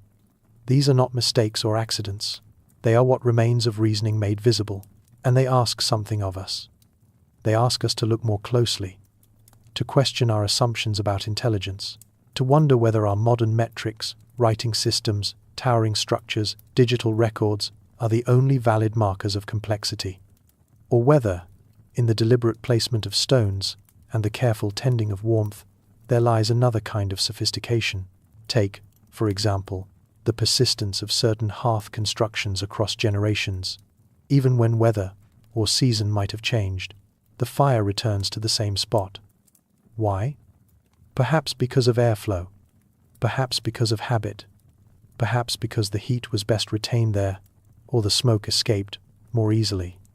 The point is not to find a single answer, but to recognize that someone, long ago, considered these same questions. Tried, watched, tried again, and that iterative process is not just survival. It is science. It is the slow, patient shaping of knowledge, not etched in books, but in soot, in stone, in scars on the earth. We are so accustomed to dividing the world between the ancient and the modern, the human and the not quite. But in truth, these boundaries blur. Culture is not a sudden leap. It is an accumulation, a sediment of insight, pressed down by time and carried forward by memory. This is why the disappearance of the Neanderthals is not a story of inferiority. It is a story of fragility, of contingency, of how even complex, adaptable beings can vanish, not for lack of ingenuity, but because the world changed faster than even wisdom could follow. And yet, in their absence, they still speak, not with voices, but with arrangements, with residues, with patterns that suggest purpose. We are left then, not with a record of failure, but a record of ongoing effort, a series of trials that echo our own, because we too live in shifting climates. We too rely on cultural knowledge to survive, and we too shape and reshape our world, trying always to make it just a little more habitable. So perhaps the truest continuity is not in our tools, or our shelters, or even our language, but in our urge to understand. To understand is to survive. But to understand together, that is what makes culture endure. In the absence of writing, in the absence of recorded voices, we are left to piece together a mosaic of gestures. The placement of fire, the modification of stone, the traces of wear on a hide scraper. These are not just artifacts, they are conversations across time. A flint flake, precisely struck, becomes both a tool and a sentence, one individual's solution offered to another, across a span of hours, days, or generations. There is a humility required to listen to these conversations, a willingness to let go of our need for grandeur, because what they show us is not spectacle, but persistence, not glory, but grace. The grace of a people who faced a relentless world, and found ways to soften it, who built no monuments, yet left behind structures of insight. And so we return to the ash and bone, to the wind-stirred cave and the dim, persistent fire. We return to the figures hunched in silence, working, teaching, experimenting, surviving, and we begin to see them not as shadows beneath us on an evolutionary ladder, but as siblings on a shared path. The threshold of understanding, then, is not crossed in a single stride. It is stepped toward, slowly, in layers, in soot, in repetition, in the long patience of learning. What Neanderthals offer us is not a lesson in obsolescence, but in resilience. They adapted, they collaborated, they endured for hundreds of thousands of years in conditions we would consider uninhabitable. And they did it not by brute force, but by paying attention, by watching the weather, by learning the shape of warmth, by refining the shape of stone, by listening to each other and to the land. If we seek the roots of our own intelligence, we may find them not in the grandeur of temples or texts, but in this quieter legacy, in the rhythm of fires rebuilt each night, in the care taken to shelter one another, in the questions asked by generations who never wrote them down. What we are left with is a kind of silhouette, delicate, partial, but unmistakably human. And perhaps that's enough. Perhaps we don't need every answer to recognize a kindred mind, one that did not just endure the cold, but learned how to bend it, not through dominance, but through design. To see Neanderthals clearly is to expand our definition of ingenuity. It is to step back from the image of the lone genius, and instead notice the quiet collectives, the circles around firelight, the hands retouching old tools, the wisdom passed without words. This is where the threshold truly lies, not in proving they were like us, but in realizing we are still like them. And as the wind whispers again through the ruins of their dwellings, we begin to listen differently, with reverence, with recognition, with wonder. To see ourselves clearly, sometimes we must look through the eyes of another, and perhaps that is what Neanderthals offer us, not a mirror of difference but one of resemblance, of needs that haven't changed, of trials that still echo, because even now, with electric grids and thermostats and sealed homes, the first question we ask when winter comes is the same one they once faced. How will we keep warm? The haunting question, then, is whether we have ever truly evolved past this vulnerability, or if survival still begins with shelter, fire, and the fragile warmth of the human body. It's easy to forget just how exposed we are. Beneath our layers, our skins are thin. Our internal temperatures narrow in range, a slight dip, and the mind slows. A few more degrees, and the body begins to fail. We are creatures of 98.6 degrees, and the world is rarely so accommodating. And so we build, not just homes, but barriers. We insulate, seal, trap heat, like a precious substance. We layer ourselves in fiber and fleece and synthetic blends, but the motive is unchanged.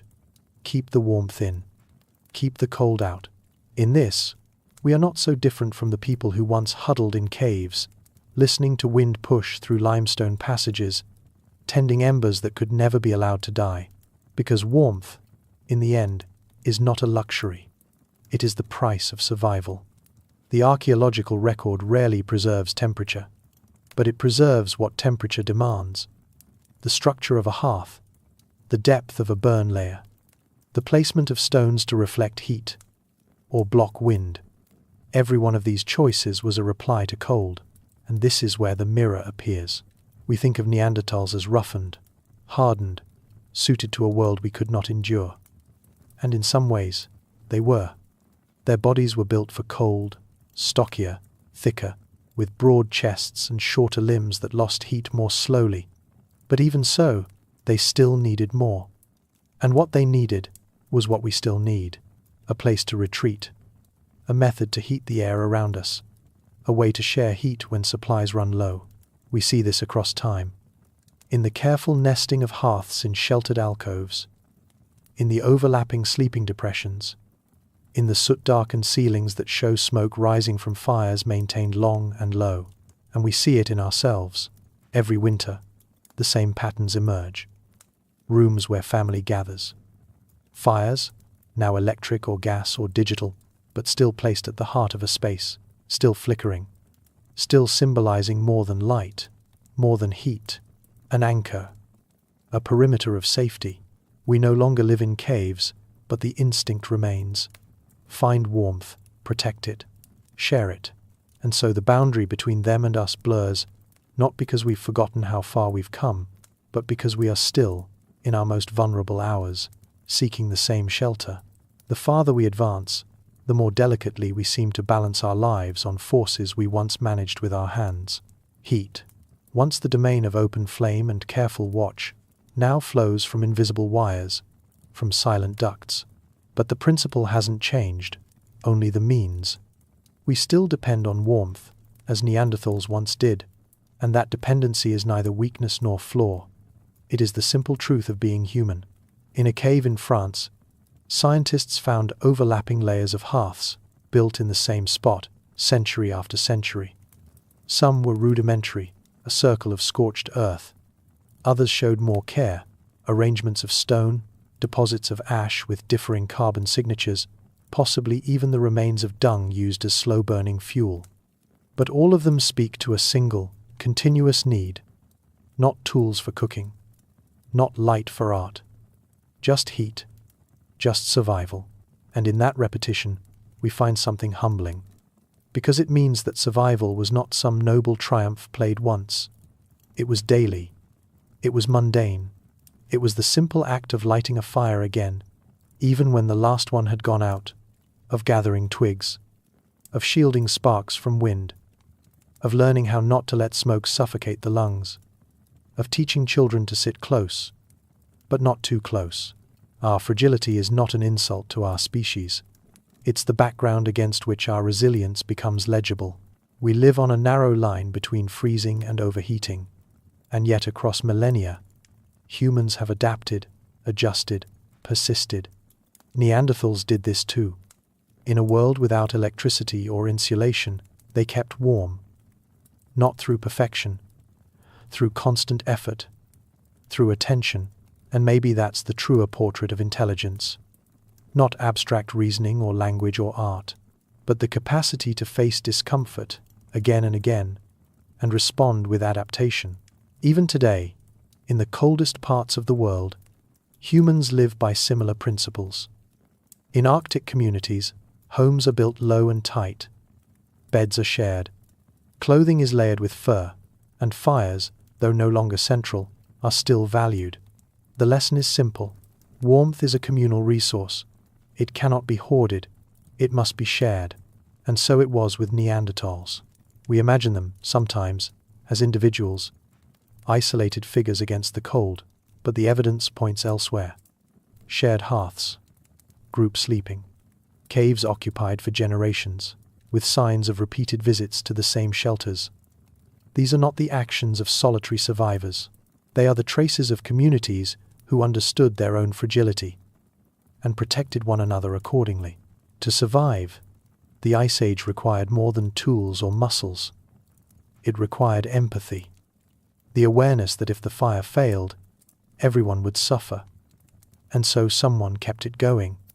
Someone gathered fuel.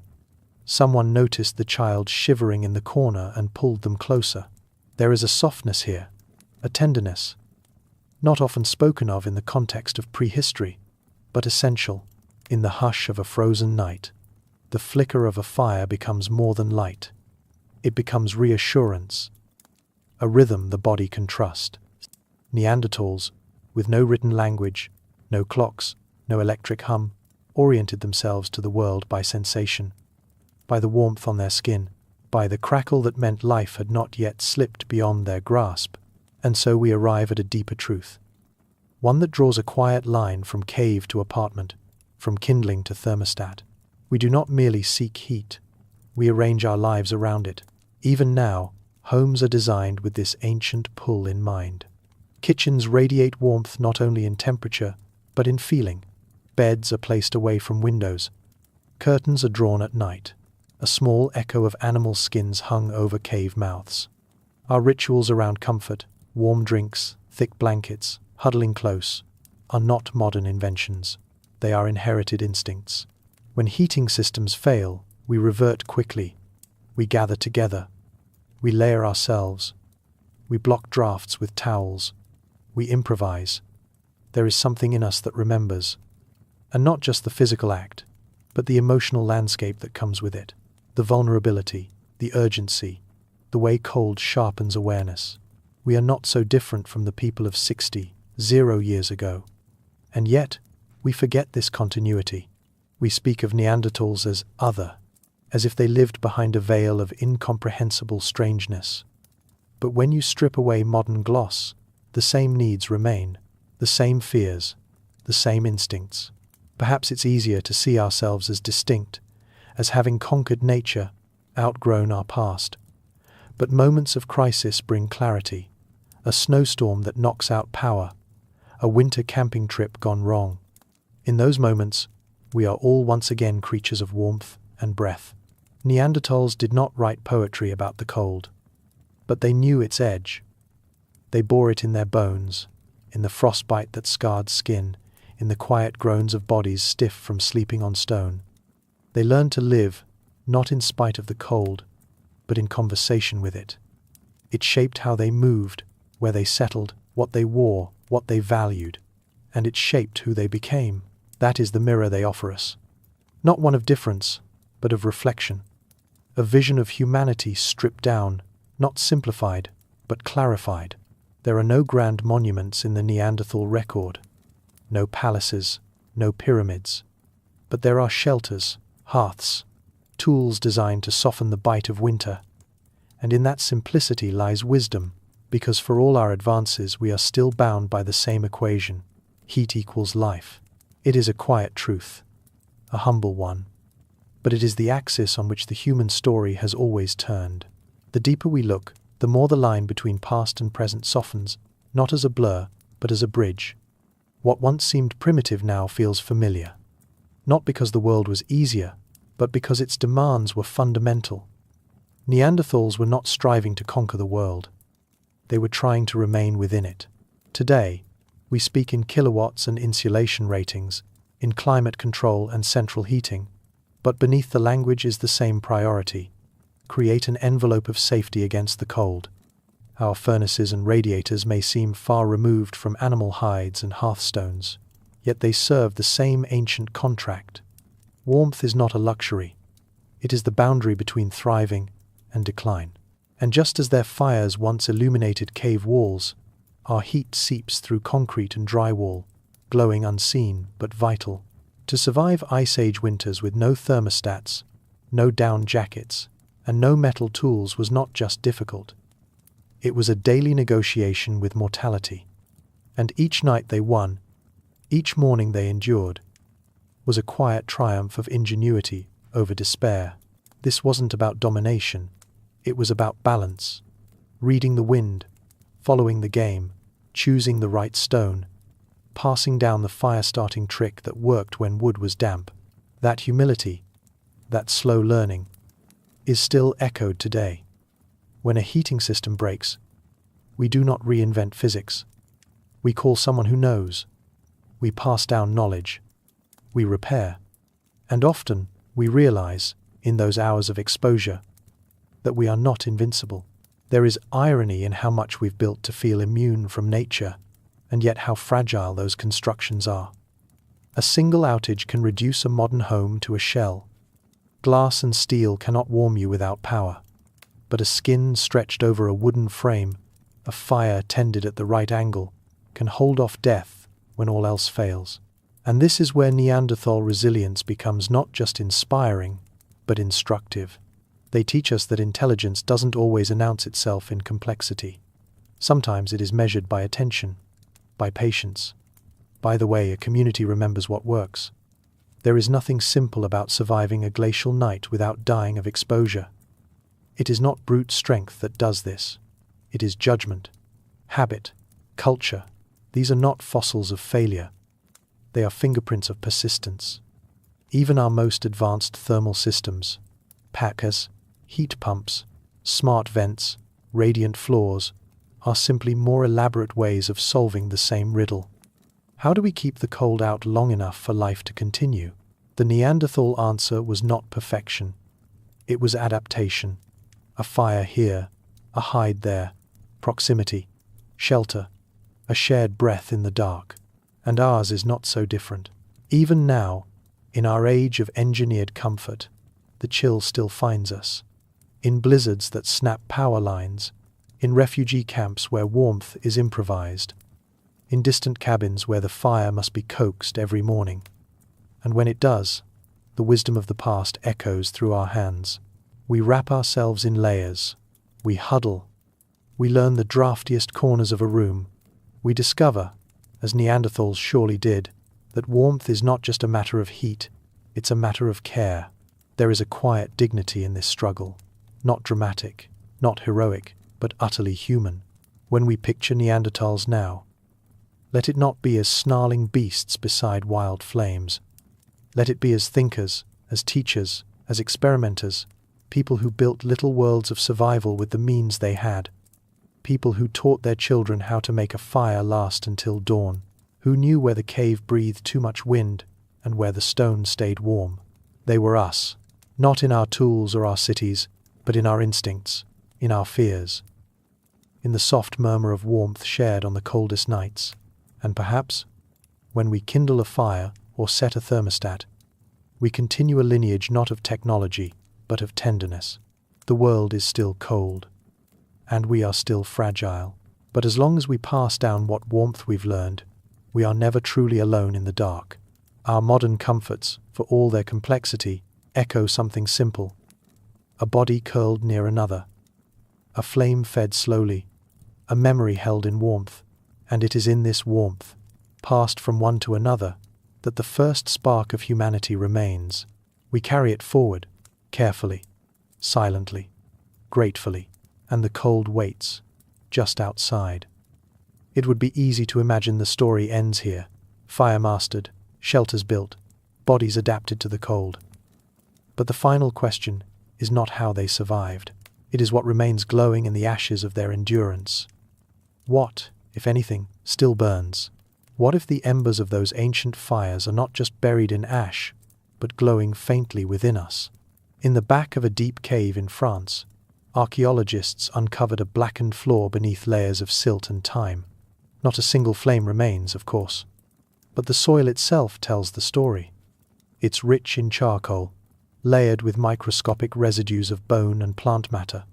Some of these layers stretch back more than 50,000 years. To modern science, this is not just dirt. It's a fingerprint of human persistence, a chemical echo of someone who once sat close to warmth, staring into flicker and shadow, dreaming or remembering, perhaps just staying alive. The ashes speak. They always have. Across the Mammoth Steppe, in sites scattered from Spain to the Altai Mountains, the record repeats. Isolated hearths, concentrations of burned bone, traces of plant fiber, and soot embedded in stone crevices. And in each of these remnants, a kind of quiet language survives. Not a language of words, but of need, of improvisation, of staying close. The scientific record has its limits. It cannot give us names, thoughts, or memories, but in the arrangement of blackened stones, in the repetitive return to the same dark corners of the same cold caves, there is a form of intention. And intention, however silent, is the seed of culture. The poetic persistence of warmth is not only a metaphor, it is measurable, down to isotopic signatures and combustion chemistry. But it also lives in the rhythm of the evidence. The Neanderthals did not simply stumble upon fire and use it blindly. They experimented with it. They returned to it. They defended it against wind, cold, and the sheer unpredictability of the elements. And in doing so, they drew a line between the freezing dark and something softer, something that allowed for rest, and perhaps even for reflection. But what is it that we're really measuring in these layers of soot and bone? What persists is not only a technique, it is a relationship between body and warmth, between community and shelter, between a dangerous world and the fragile margin that allows life to continue. Fire was not a tool. It was a companion, and so the ember still glows, not only in the archaeological record, not only in chemical traces and stratigraphic layers, but in the very shape of our evenings, our gatherings, our rituals, in the draw of campfires and candles, in the instinct to sit together near warmth, even when we no longer need to. What we inherited was not just the fire. It was the memory of needing it. It is no accident that warmth gathers us. Whether it is a campfire on a mountainside, the quiet hum of a radiator in winter, or the hush of bodies under blankets in a powerless storm, the instinct remains. We cluster, we share, we draw closer. These are not modern behaviors. They are echoes. For Neanderthals, fire was not guaranteed. It had to be kindled, fed, protected. The wind was not forgiving. The damp could betray the driest tinder. Even when the flame caught, it was never secure. And still, they returned to it, over and over. Because somewhere in that flicker, survival met something deeper. The possibility of peace, however brief. What's striking is not only that Neanderthals used fire, but that they arranged their lives around it. In certain cave sites, the hearth is always central. Not because it had to be, but because it made sense. Heat radiates, smoke rises, walls reflect and contain. Whether consciously or through generations of repetition, they learned how to shape space around flame, and in doing so they created more than warmth. They created homes. Not homes as we know them, not walls and windows, but spaces shaped by memory and return. A place where one knew where to sit, where the air would be safe, where the fire had burned before. These patterns of occupation speak to something foundational, the transformation of nature into place. And that transformation begins with warmth. It is easy to imagine them seated in a semicircle, backs against cool rock, eyes toward the shifting glow. Perhaps the young edged close, tugged back by cautious hands. Perhaps someone hummed, or carved, or simply stared, as the smoke traced lazy lines up into darkness. The fire was not just function, it was rhythm, a heartbeat in the cave. This rhythm carries forward, across millennia, across continents. In Siberian winter camps, Inuit snow houses, Sami tents, always the same, warmth at the center, life around the edge. We do not merely use fire, we shape ourselves around it, and in that shaping lies our kinship. To survive in cold is to admit vulnerability. To adapt is to acknowledge limits.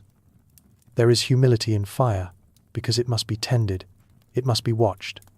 It can vanish with one gust, or smother itself in its own smoke. It asks for care, and care is what we pass down. This is what the archaeological record cannot quantify. The quiet negotiations of night, the subtle movements of bodies seeking shared heat, the instinct to preserve not only the fire, but the possibility of comfort. The embers that remain in soil and stone are not simply the remnants of burned material. They are markers of a relationship, between people and place, between fragility and endurance. And every time we gather near heat, we continue that relationship, without needing to remember how it began. If you look closely at a modern heating system, at pipes hidden behind walls, vents pressed into corners, thermostats glowing softly in the dark, you begin to see not just technology, but continuity. Not invention, but persistence. Warmth remains our quiet obsession. We do not speak of it often. It is assumed, invisible, until it disappears. But let the heat fail in a house during winter, and something ancient stirs. The air grows sharp, silence spreads, and suddenly we gather again, just as they did, drawing close, layering blankets, seeking the remembered rhythm of survival. This is not regression. It is memory. Neanderthals did not write stories, but they left behind a story told in fire, a story of limits, of needs so deep they outlasted their makers. Fire was not a tool they used from a distance. It was a condition of their living, a cohabitant. a reminder of their dependence on something outside themselves. There's a certain reverence in that. In today's world, the word primitive still clings to our ancestors. But what could be more sophisticated than understanding that survival is not a solo act? That warmth is not merely acquired, it is shared. The hearth was not only a means of heat, it was a contract between bodies and time, between effort and reward, between presence and continuity. We do not build fires just for heat, we build them to return. Archaeologists speak of hearths as features, carbon stains, sedimentary clues. But what if they are something more? A kind of fossilized presence, a fossil of intention, a way of saying, we were here, we endured, and we understood the cold, not as an enemy to conquer, but as a truth to move through, slowly, together. This reframing shifts everything. To survive was not to dominate, it was to adapt, to listen, to try, and fail, and try again, to shield flame from wind with cupped hands, to dry fuel near warmth before burning it, to sleep in bundles, to wait for the right moment to leave the cave, to shape one's life not against the cold, but in conversation with it. And that is why the ember still glows, because its glow is not only thermal, it is emotional, cultural. In every act of warmth we offer, a cup of tea, a thick coat, a shared blanket, we carry forward the same quiet logic, the same ancient kindness. That to keep someone else warm is to keep a part of yourself warm too. And it is in this warmth, this subtle reciprocity, that we are most human. The Neanderthals may be gone, but their fires are not extinguished. They linger in the way we inhabit winter, in the comfort of heated spaces, in the primal pleasure of light flickering on walls, in the knowledge that no one, then or now, survives alone. And maybe this, more than anything, is what endures. A single ember, when cradled right, can bring back a fire. That small core of heat, dulled and hidden under ash, can be coaxed into life again. Patiently, carefully. This is not just physics. It is metaphor. A lesson left, glowing at the edge of time, because the ember is not the fire itself. It is what survives the fire. In the Neanderthal world, there were no guarantees. The climate could shift with startling violence. Prey could vanish. Illness could sweep through a group in silence. And still, they adapted. Not through brilliance in every moment, but through resilience in enough of them. They made the next best decision. They kept moving. They came back to caves where warmth had once been. They remembered which wood burned well, which spots in the cave stayed dry, which days the wind changed direction. This was not instinct alone. It was learning, and learning is the shadow of culture. Today, we use the word culture to speak of art and language, rituals and complexity. But at its root, it is about care taken across time. Neanderthal survival, seen through the embers of their hearths, looks more and more like a culture of attention. The warmth they crafted was not incidental. It was the result of noticing. To heat a cave you must notice where the cold air pools, where the rock sweats moisture, where light disappears first. These are not passive observations. They are experiments of living. When experimental archaeologists today try to replicate Neanderthal heating methods, they quickly discover what that noticing required. Smoke curls unpredictably. Warmth disperses unevenly. Fuel burns too fast or not at all. And in that failure, insight returns. It was not ease that defined them. It was persistence. And that persistence, quiet, methodical, stubborn, is deeply familiar. It lives in the way we still fuss over thermostats, in the way we arrange furniture to catch the Sunday, in the way we shiver when a room cools too quickly. Beneath all our technologies, the animal remains, and the animal still longs for fire. Even today, when so many live with central heating and electric grids, the draw of open flame endures. Candles at dinner, campfires in forests, fireplaces still built in houses that don't need them. There is no necessity here, only memory. Not individual memory, but species memory. We remember the glow even if we never lit it ourselves. And what does that say about us? That we carry warmth not just in temperature, but in identity. That to be human is to seek out that which cannot be mass-produced, the shared breath of a warm space, the held silence as flames rise, the unspoken agreement that, even here, even now, we are still part of a long line of hands shielding fire from the dark. The ember teaches, not in words, but in the way it endures, and in its quiet light, we see ourselves. A single ember, when cradled right, can bring back a fire. That small core of heat, dulled and hidden under ash, can be coaxed into life again, patiently, carefully. This is not just physics. It is metaphor. A lesson left glowing at the edge of time, because the ember is not the fire itself. It is what survives the fire. In the Neanderthal world, there were no guarantees. The climate could shift with startling violence. Prey could vanish. Illness could sweep through a group in silence. And still, they adapted. Not through brilliance in every moment, but through resilience in enough of them. They made the next best decision. They kept moving. They came back to caves where warmth had once been. They remembered which wood burned well, which spots in the cave stayed dry, which days the wind changed direction. This was not instinct alone.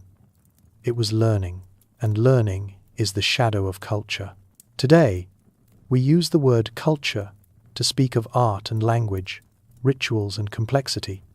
But at its root, it is about care taken across time. Neanderthal survival, seen through the embers of their hearths, looks more and more like a culture of attention. The warmth they crafted was not incidental. It was the result of noticing. To heat a cave, you must notice where the cold air pools, where the rock sweats moisture, where light disappears first. These are not passive observations. They are experiments of living. When experimental archaeologists today try to replicate Neanderthal heating methods, they quickly discover what that noticing required. Smoke curls unpredictably.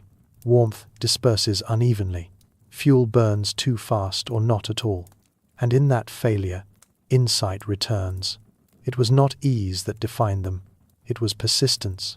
And that persistence, quiet, methodical, stubborn, is deeply familiar. It lives in the way we still fuss over thermostats, in the way we arrange furniture to catch the Sunday, in the way we shiver when a room cools too quickly. Beneath all our technologies, the animal remains, and the animal still longs for fire. Even today, when so many live with central heating and electric grids, the draw of open flame endures. Candles at dinner, campfires in forests, fireplaces still built in houses that don't need them. There is no necessity here, only memory. Not individual memory, but species memory. We remember the glow, even if we never lit it ourselves. And what does that say about us? That we carry warmth not just in temperature, but in identity. That to be human is to seek out that which cannot be mass-produced, the shared breath of a warm space, the held silence as flames rise, the unspoken agreement that, even here, even now, we are still part of a long line of hands shielding fire from the dark.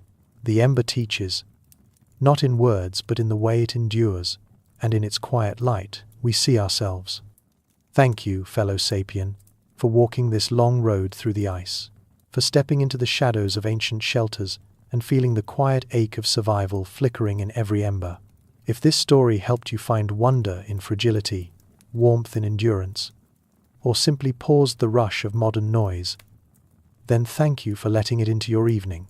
I wonder what part of this story will remain with you. Was it a single spark? A shape in the dark? A breath shared long ago? Whether it was the image of hides scraped clean under mammoth light, the steady hands circling a flickering hearth, or the hush of voices echoing in stone, these fragments are what connect us, distant but not alone, ancient and still human. If any part of this story stayed with you, feel welcome to leave it in the comments. A quiet offering, a kindling in our shared fire. If you're drawn to stories like this soft but deep, strange yet familiar, feel free to subscribe. There are still many caves to step into, many echoes to follow. Until we meet again, stay curious, stay thoughtful,